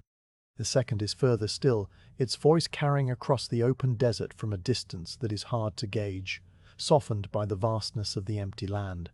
Both are miles away, far beyond the fields and the village, far beyond any possible threat to the sleeping people you guard. You listen as the jackals call one more time, a third cry that is shorter and softer, a kind of closing note, a signal that the conversation is done. Then the night swallows the sound entirely, and the silence returns, deeper and more complete than before. The jackals have said what they needed to say, and now they have moved on, their lean bodies padding silently over the cold sand, their yellow eyes catching the starlight. You remain at the crenel for a moment longer, your breath forming a faint mist in the air, and then you turn back to your circuit, your mind quiet and undisturbed. The jackals were never a threat, only a presence, a small event in the long stretch of the night, and you file it away with all the other small events, the fish that jumped, the cloud that crossed the moon, the snoring soldier, the pattern of the ripples on the water. Each one is a bead on a string, and the string is the watch, long and unbroken. You walk to the southern end of the platform and lean over the parapet, looking down at the river directly below the tower. The water here is deep and dark, a blackness that seems to absorb all light, and as your eyes adjust you begin to see your own reflection dimly on the surface. It is not a clear image, only a suggestion of shape, the outline of a man standing on a tower with a bow beside him, a dark silhouette against the slightly less dark sky. The reflection shifts and wavers as the current moves beneath it, breaking apart and reforming, never quite still. You see the line of your shoulders, the curve of your head, the vertical shape of the bow leaning against the parapet, and you think about how this image has appeared on the river, night after night, year after year, a watcher reflected in the water. The reflection is not you, not exactly. It is a version of you that belongs to the river, a ghost self that lives in the moving surface and disappears with the dawn. You watch it for a while, the way it trembles and reforms, and then you lift your gaze to the wider river, where the reflected stars drift slowly downstream. The stars are reflected in the water as countless tiny points of light, a scattered mirror of the sky above. They are not as bright as the real stars, softened by the dark medium of the river, and they move with the current, sliding silently toward the north, a slow procession of light that never ends. You can pick out a few of the brighter ones, the two brothers shimmering side by side near the center of the channel, the bright eye of the hippopotamus low on the southern horizon, and you watch them drift, their positions changing moment by moment as the water carries them away. New stars appear at the upstream edge of your view, and old stars disappear downstream, a continuous flow of light that matches the flow of the river, and you think about how the river and the sky are connected in this way. Two great movements that mirror each other, one above and one below. The fortress stands between them, a fixed point in the middle, and you stand on the fortress, a still point in the middle of that. And all around you the universe turns and flows in its patient, unhurried way. You think about the long history of this fortress, the many archers who have stood where you stand, watching the same water, hearing the same jackals, seeing their own reflections in the same dark surface. The fortress was built in the time of your grandfather's grandfather, its foundations laid by men who understood the river and the desert, who chose this bend in the Nile as a place of watching and guarding. Each generation has added its own layer of bricks, repaired the walls after the floods, replaced the palm log roofs when they rotted, and sent its sons to stand on the tower through the long nights. You think about those men, their faces unknown to you, their names forgotten, but their presence still somehow here, in the worn steps of the stairway, in the smooth patches on the parapet where countless hands have rested, in the very air of the fortress that seems to hold the echo of their breathing. They stood here as you stand, their bows in their hands, their cloaks wrapped tight against the cold, and they watched the river and the desert and the stars, and they listened to the jackals cry in the deep night, and they thought their own quiet thoughts which were probably much like yours. The thought is not unsettling, but comforting, a reminder that you are part of something slow and enduring, something that stretches back into the past and forward into the future, a chain of watches that has never been broken. Your own life is a small thing, a brief span of seasons, but it fits into a larger pattern, a rhythm that is older than memory. You feel yourself as a single note in a long, quiet song, a song that the fortress sings to the river and the river sings to the sea. The cold air presses against your cheeks, and you breathe it in deeply, feeling it fill your lungs, and then you let it out in a slow, visible plume that rises and vanishes. You adjust your cloak again, pulling it closer around your neck, and you resume your walk, your circuit of the tower platform, your footsteps soft and steady on the earth. The night continues in its deep, silent way, and you find a rhythm in your walking that matches the rhythm of the river and the rhythm of your own heart. You pause at each crenel in turn, looking out at the world, seeing the same things you have seen 100 times and seeing them new each time, because the night is never exactly the same. The moon has dropped low enough now that its light is almost horizontal, casting long, faint shadows that stretch from the base of the tower across the courtyard and up the far wall. The well at the center of the courtyard is a dark circle in a sea of darker shadow, and the cat that slept there in the afternoon is nowhere to be seen, probably curled up somewhere warm inside the granary. The village is invisible from this angle, hidden behind the fortress walls, but you know it is there, its houses dark and silent, its people wrapped in sleep, and you hold that knowledge in the back of your mind like a small, warm ember. You hear a new sound, so faint that at first you are not sure if it is real or imagined, the soft hooting of an owl somewhere in the palm grove. The sound repeats, a low, rhythmic call that carries clearly in the cold air, and you stop to listen. Owls are rare near the fortress, more common further up the river where the cliffs provide nesting places, but occasionally one will visit the palm grove to hunt for mice among the fallen fronds. You picture the bird in your mind, its round eyes and soft feathers, its head swiveling as it listens for the rustle of prey.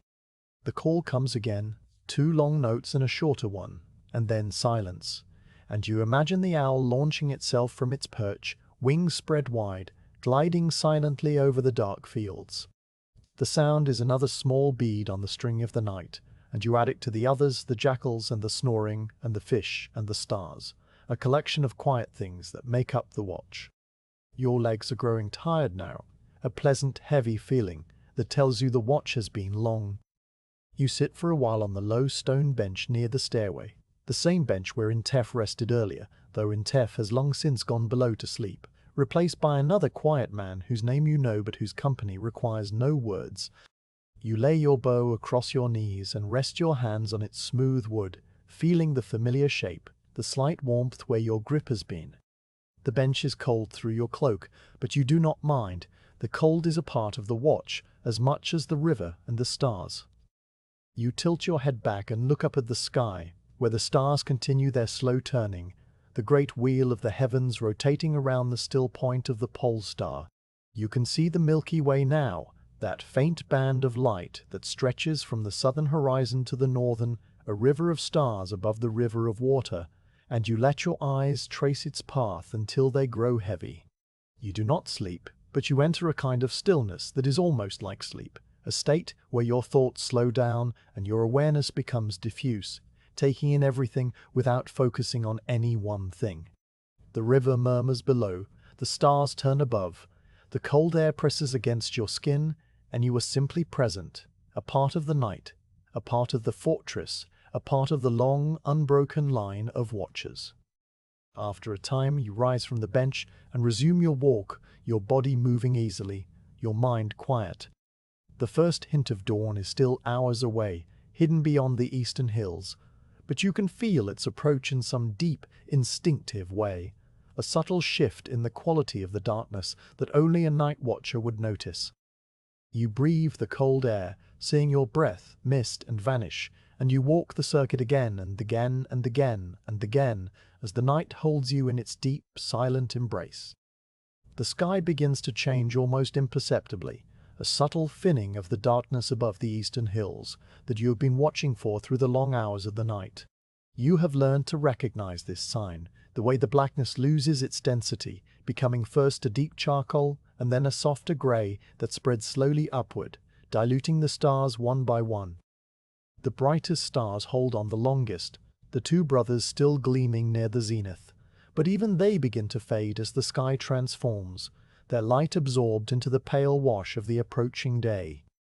The air remains coldest and moistery, the sharp bite of the desert night still pressing against your cheeks, but there is a new quality to it, a faint freshness that carries the first hint of the morning to come.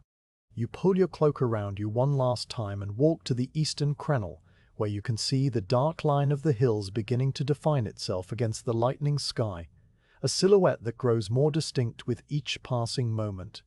You know that it is time. You walk across the platform to the low stone bench, where your relief sits wrapped in his own cloak, a young man named Kenemet, who has been dozing lightly, waiting for this moment. You touch his shoulder with the back of your hand, a brief, gentle pressure, and he opens his eyes without startlement, as though he has been swimming just below the surface of sleep, and your touch has guided him up. He blinks once, twice, and then nods, his face calm and unsurprised.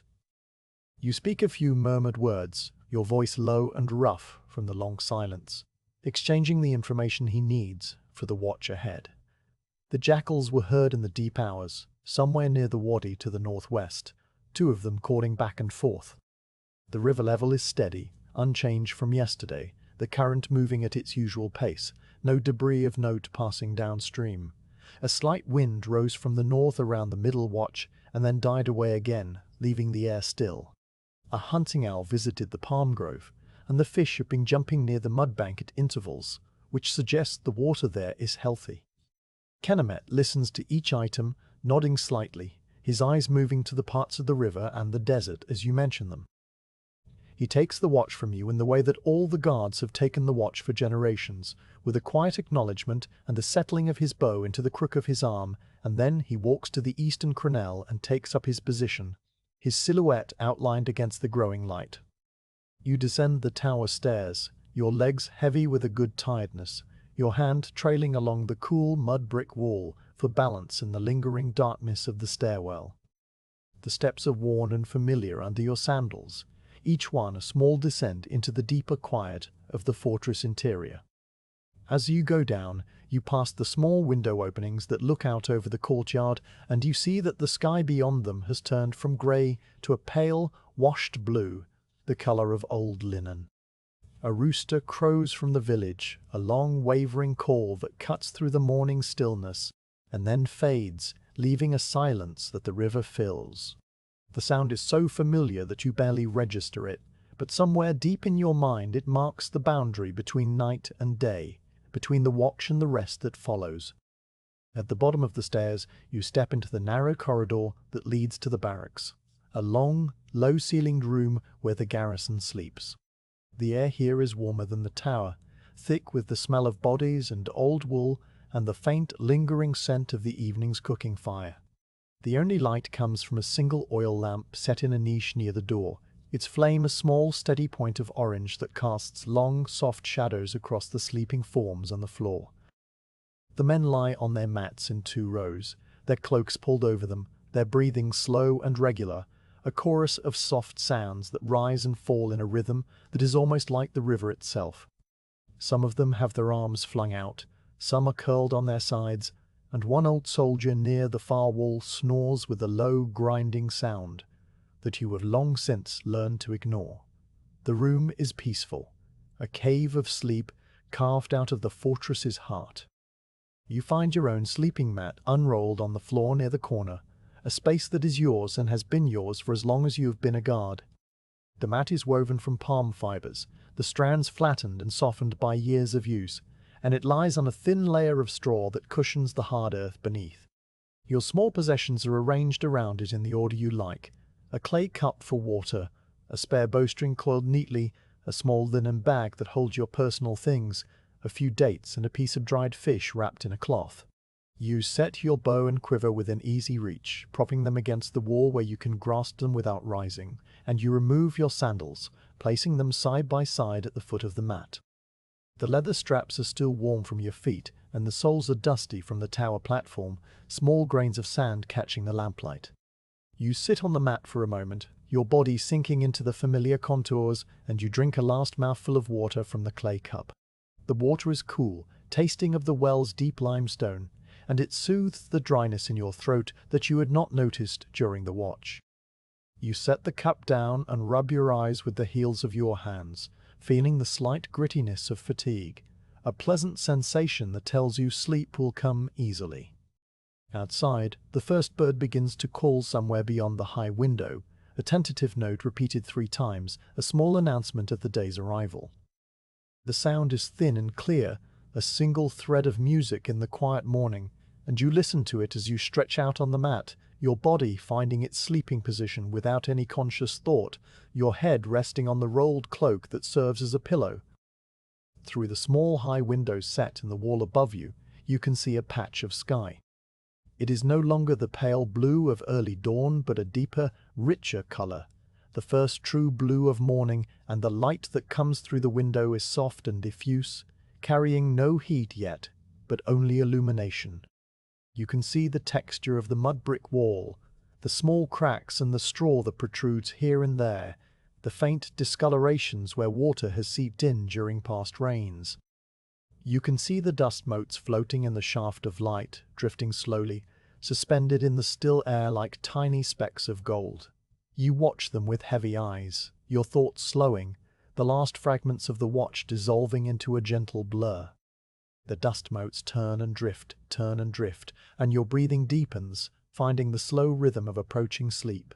You think, without really thinking, about the night that has passed. The images surface and fade in no particular order.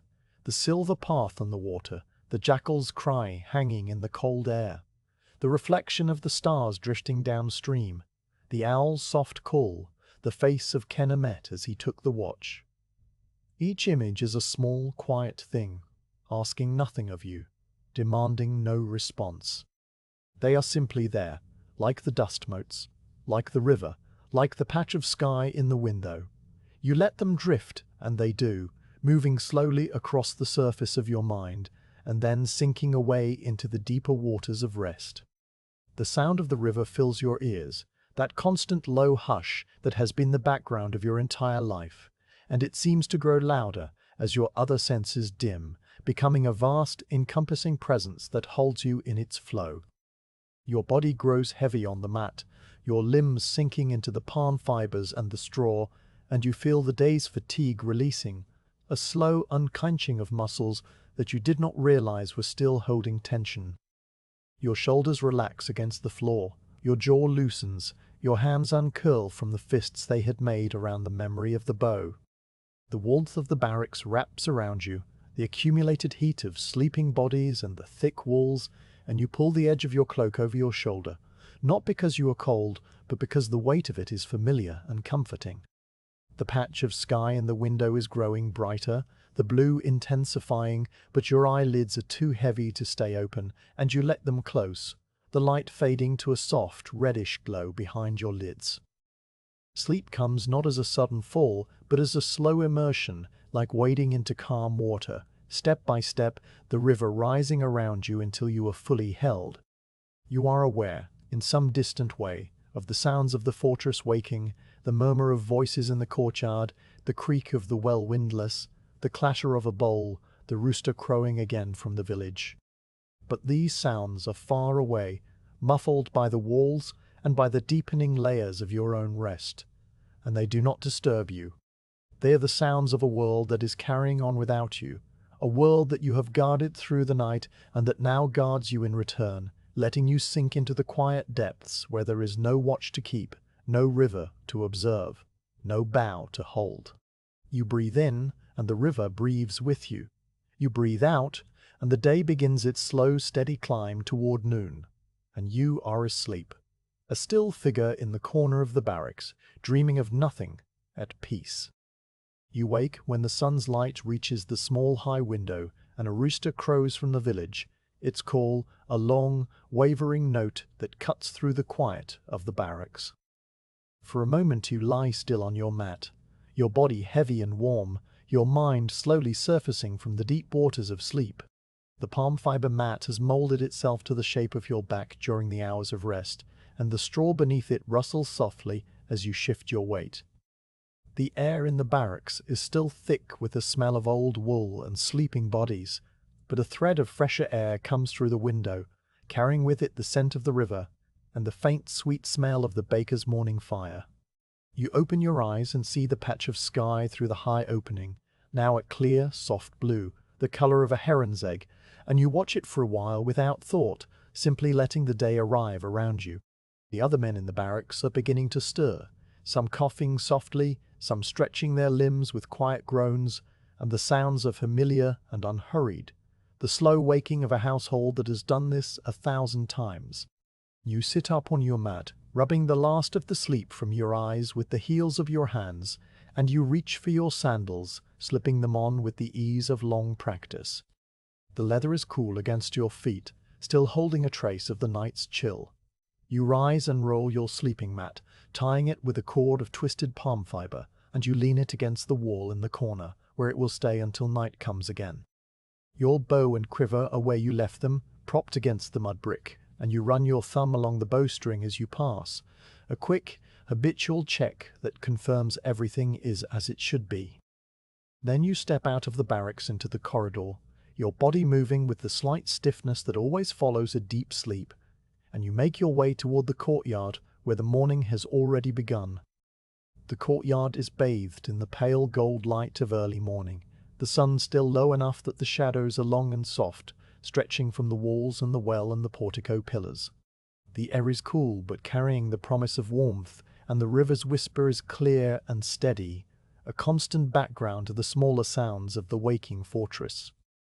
You walk to the water trough near the well, a long basin of limestone that is being filled fresh from the deep aquifer below, and you kneel beside it, cupping your hands to scoop up the water.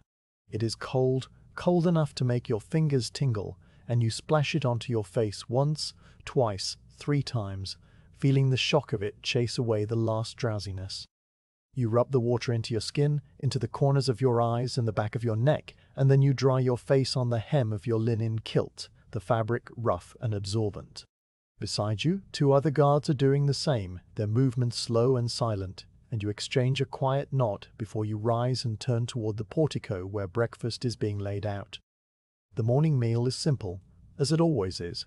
Flat rounds of barley bread, still warm from the griddle, and a bowl of dates, their skins wrinkled and dark, their flesh sweet and sticky. A clay jar of water stands beside the food, beaded with condensation, and you pour yourself a cup and sit on the low mud brick bench to eat. The bread tears easily, its interior soft and steaming, and you chew it slowly, tasting the nutty flavor of the barley and the slight char from the griddle. The dates are chewy and intensely sweet, a burst of sugar that lingers on your tongue, and you eat 3 of them, one after another, spitting the small pits into your palm and then tossing them into the dirt where the chickens will find them later. Around you, the garrison is gathering for the morning assignments, men finishing their food and checking their equipment, but there is no hurry, no urgency. The overseer, a tall man with a shaved head and a wooden staff of office, moves among the men with quiet words, assigning duties for the day, his voice a low murmur that blends with the river and the bird song.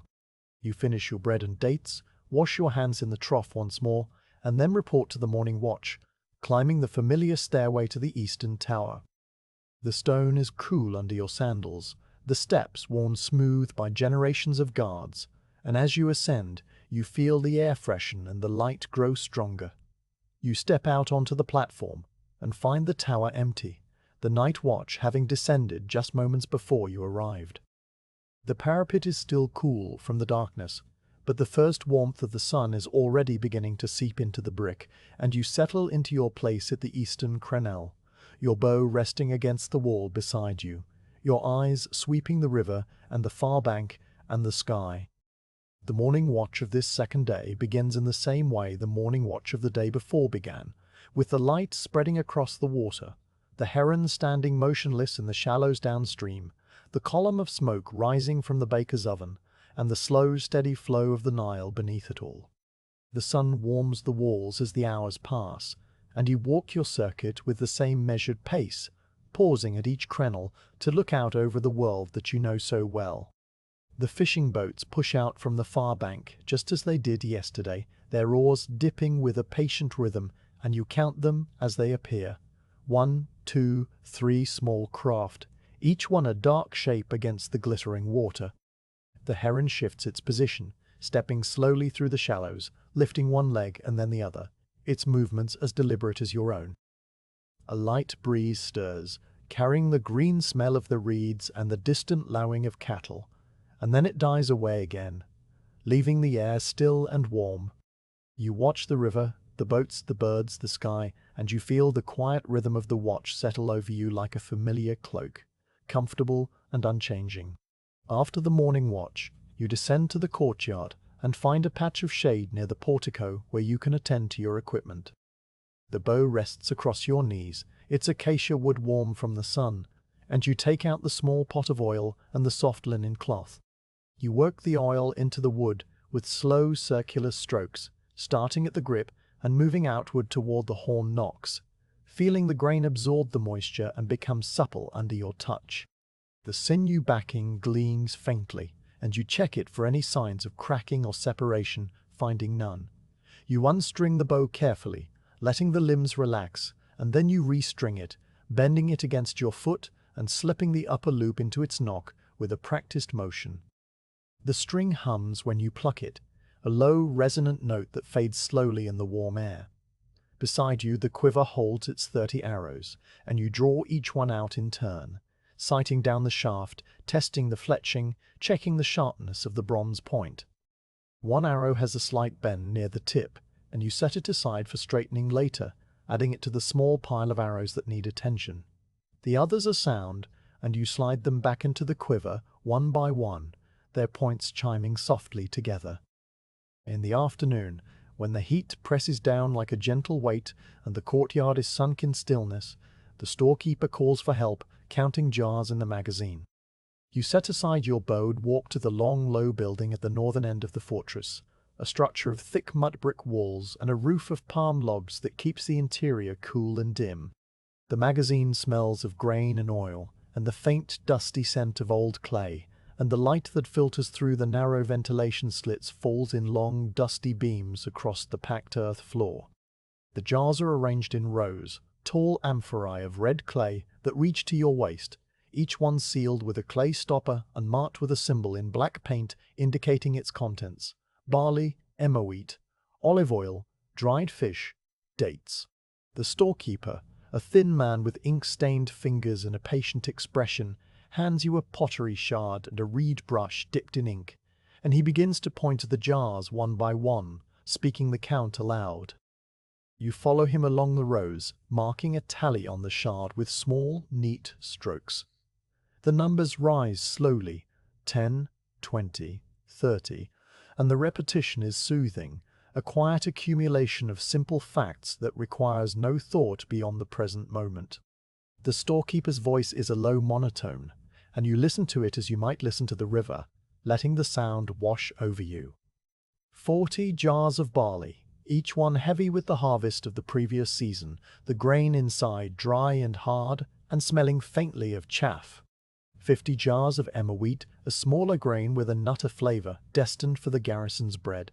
60 jars of olive oil, the clay cool to the touch, the oil inside thick and golden and smelling of distant groves. You move from row to row, counting and marking, and the afternoon passes in this quiet, methodical way, the heat of the day held at bay by the thick walls, the only sounds the storekeeper's voice and the scratch of the reed brush on the shard. When the counting is done, you thank the storekeeper and return to the portico, carrying the satisfied feeling of a task completed. You sit on your stool and take out your dagger, the small bronze blade with the hippopotamus ivory handle that has been yours for years. The edge has grown slightly dull, and you fetch the whetstone from the pouch at your belt, a flat oblong stone of fine-grained quartz that fits comfortably in your palm.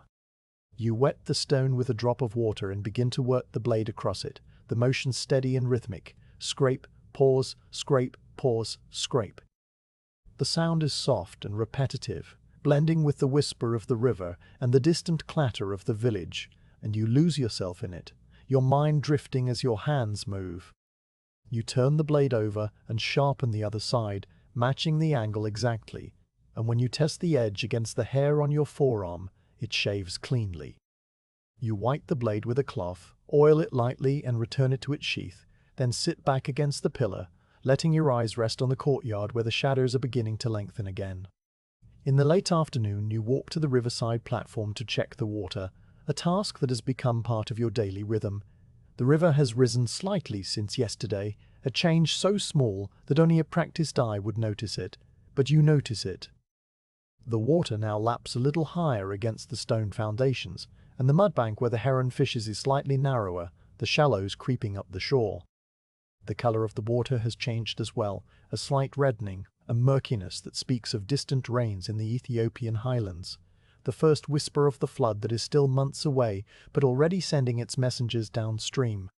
You lean on the railing and watch the water move, the red-brown silt suspended in the current, like a thin veil, and you think about the journey that silt has made, from the mountains far to the south, through gorges and cataracts and broad, slow plains, all the way to this bend where you stand.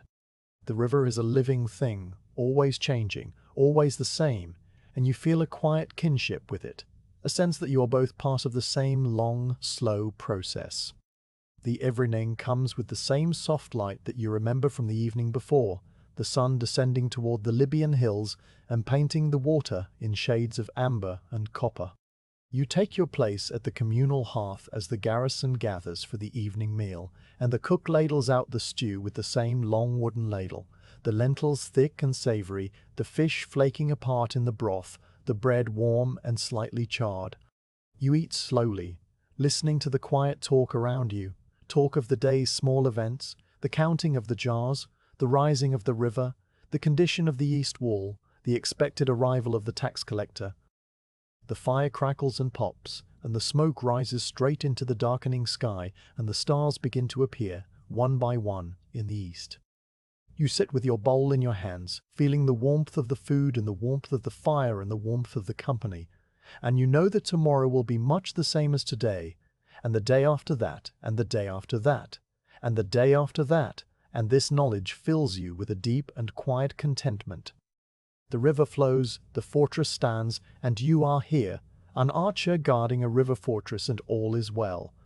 The second evening comes with the same soft light that you remember from the night before, the sun descending toward the Libyan hills in a slow golden arc that paints the world in shades of honey and rust.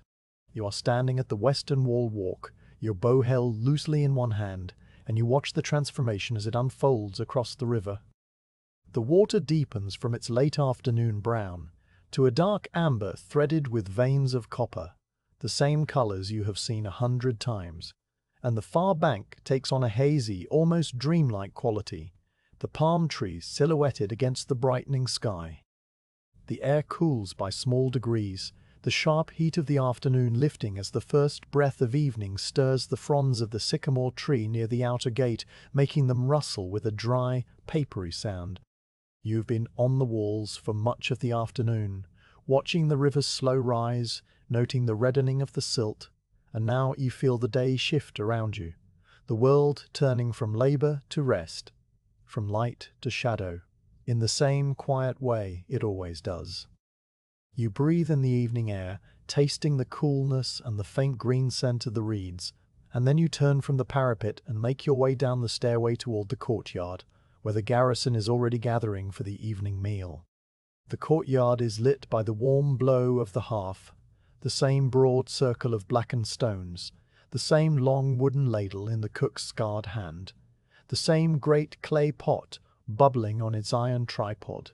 You find your place on the packed earth near the western wall, settling onto the low mud brick bench that has become your usual spot, and you accept a bowl of stew as it is passed along the line of waiting hands.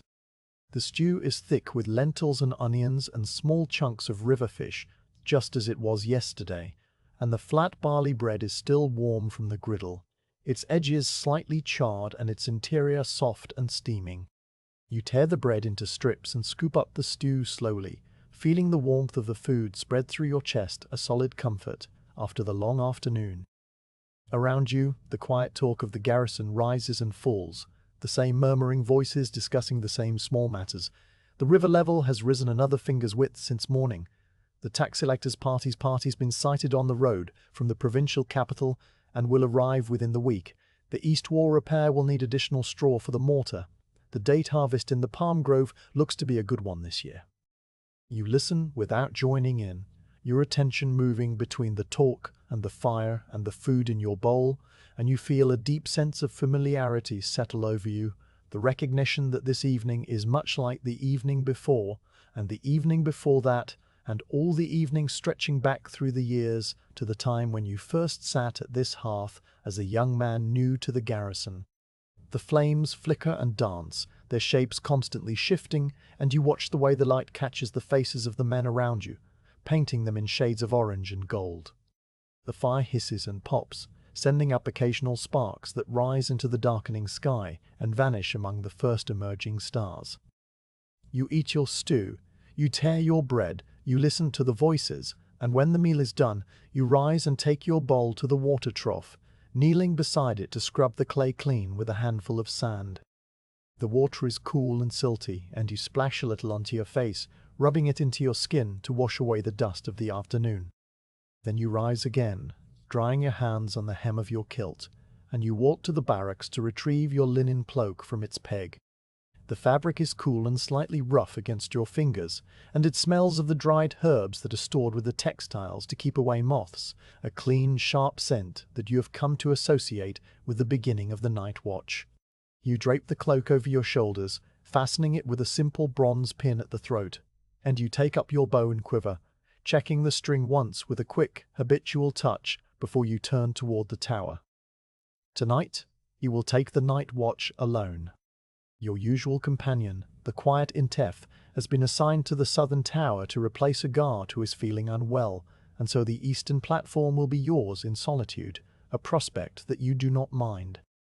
You climb the narrow stairway with your hand on the cool mud brick wall, your sandals making their soft, rhythmic sound on the worn steps, and as you ascend, you feel the air freshen and the sky open above you, through the small windows. The patch of sky visible from the stairwell is a deep, darkening blue, and the first stars are already bright, small points of light that seem to pierce the fabric of the twilight. You emerge onto the platform and take your place at the eastern crenelle, your back against the still warm brick of the parapet, your bow resting across your knees. The river stretches below you, a wide, dark ribbon that still gleams faintly where the last light of the sun catches its surface, and the far bank is a dim line of black against the fading sky. The palm trees are silhouettes, their fronds motionless, and the desert beyond is a vast dark emptiness that merges with the horizon. Everything is in its place, and you settle into the watch as you have settled into it 1,000 times before, your breathing slowing, your senses opening to the night. The stars emerge fully as the last light drains from the west, a dense scattering from horizon to horizon, countless points of cold white light that seem to pulse faintly in the deep black of the sky. You let your gaze wander across them, tracing the familiar patterns, the hippopotamus sprawling across the south, the crocodile curving along the ecliptic, the two brothers standing close together near the zenith, never separating. The Milky Way is a faint, dusty band that stretches from one edge of the world to the other, a river of stars above the river of water, and you think about how both rivers flow, one in the sky and one on the earth, connected by the reflection that will soon appear on the dark surface below. The moon rises a little later than it did last night, climbing over the eastern hills with a silent, unhurried grace, and you notice that it is a little fuller than it was, its crescent thickened by a slender margin, a thin sliver of additional brightness along its lower edge. The moon will be full in a handful of nights, and then it will wane again, and then it will wax, and the cycle will continue as it has always continued, the same quiet rhythm that governs the river and the seasons and the stars. The moonlight lays a silver path across the water, a shimmering ribbon that stretches from the far bank to the fortress walls, and you watch it ripple and shift as the current moves beneath it.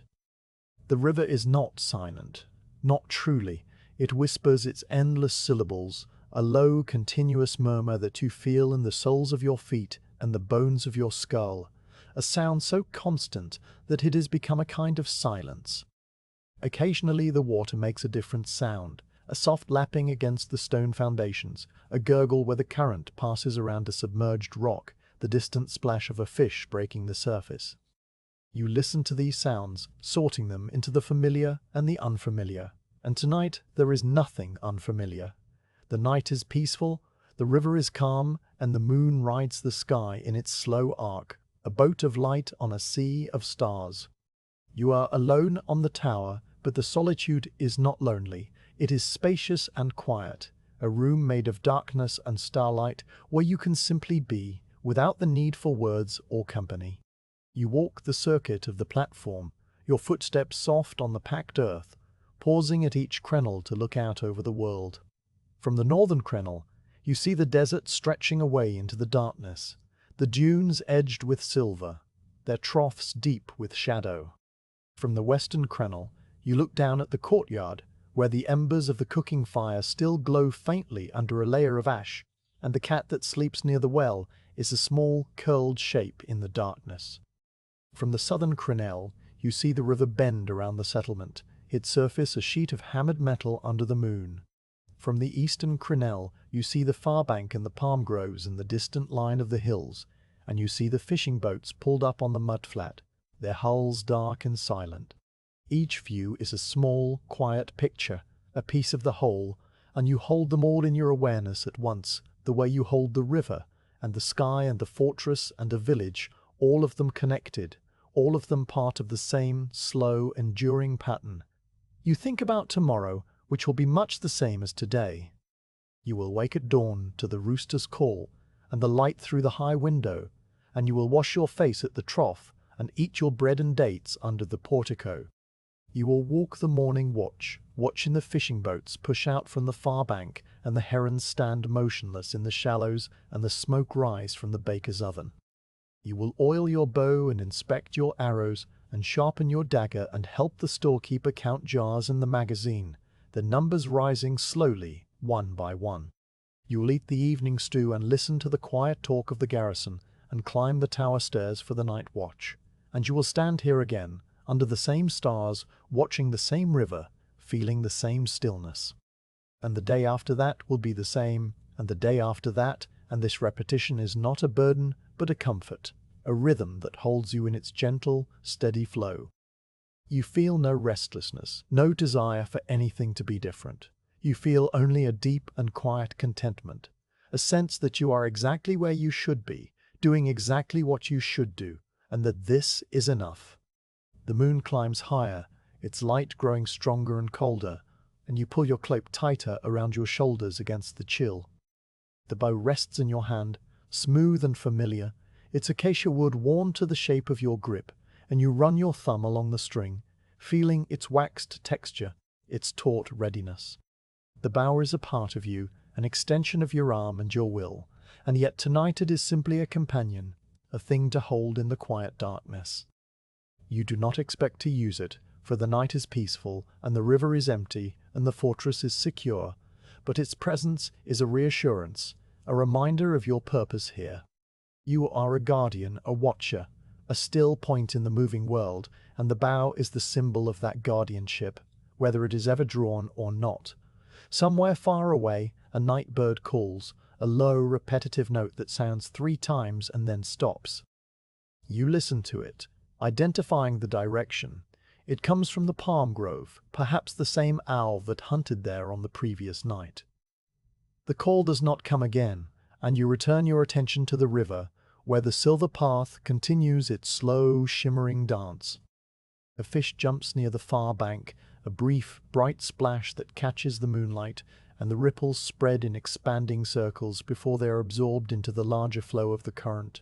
You watch the ripples until they are gone, and then you resume your walk, your circuit of the platform, your footsteps steady and unhurried.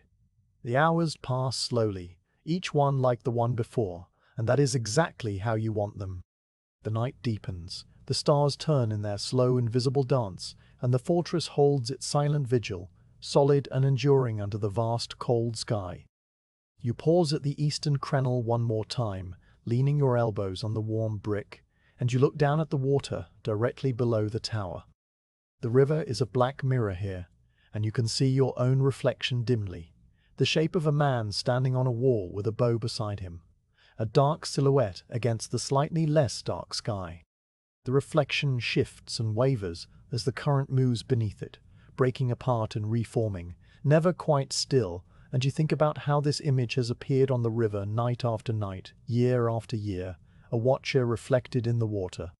You think about all the other archers, who have stood where you stand, who have seen their own reflections in this same dark surface, who have listened to the same whisper of the current, and the same distant cry of the jackal, and the same soft call of the owl. They are gone now, their names forgotten, their bones returned to the earth, but their watch continues in you, and your watch will continue in someone else. A chain that stretches back into the past and forward into the future, unbroken, unhurried, eternal as the river itself. The thought is not unsettling but comforting, a reminder that your life is part of something larger and more enduring than yourself. You are a single note in a long, quiet song, a single ripple on the surface of a vast, slow river, and that is enough. You breathe the cold air, seeing your breath form a faint mist that rises and vanishes, and you feel the fortress solid beneath your feet, its mud brick walls thick and strong, its foundations deep in the earth. The world holds its breath in peace, and you hold it with you, a still point in the turning night, a guardian on the wall, an archer with a bow. The river glides below you, its whisper a constant comfort, and the moon continues its slow journey across the sky, a little fuller than it was the night before, a little closer to the fullness that will come, and then wane, and then come again. You think about the flood that is still months away, the water that will rise and spread across the fields, bringing the rich black silt that feeds the crops. You think about the seeds that are waiting in the dry earth, the barley and the flax and the emmer wheat, ready to sprout when the water recedes. You think about the people asleep in the village, the children and the old ones, and the men and women who work the fields and bake the bread and weave the cloth, all of them wrapped in their own deep rest. You think about the boats that will pass tomorrow, the fishing boats in the morning and the trade boats in the afternoon, their cargoes of grain and oil and fish, their crews lifting their hands in greeting. All of these things are connected, all of them part of the same slow rhythm, the same quiet order, and you are a part of it too, standing here in the darkness, watching over it all. The night grows deeper, and the moon begins its slow descent toward the western horizon, though dawn is still many hours away. You feel a slight heaviness in your eyelids, a gentle reminder that you've been awake for a long time, but it is not unpleasant, only a part of the watch, like the cold air and the sound of the river. You walk the circuit one more time, your feet retracing the familiar path, and then you settle yourself on the low stone bench near the stairway, your bow across your knees, your back against the cool mud brick. The stars turn above you, the river flows below you, and the fortress stands around you, solid and silent and enduring. You are an archer guarding a river fortress, and all is well.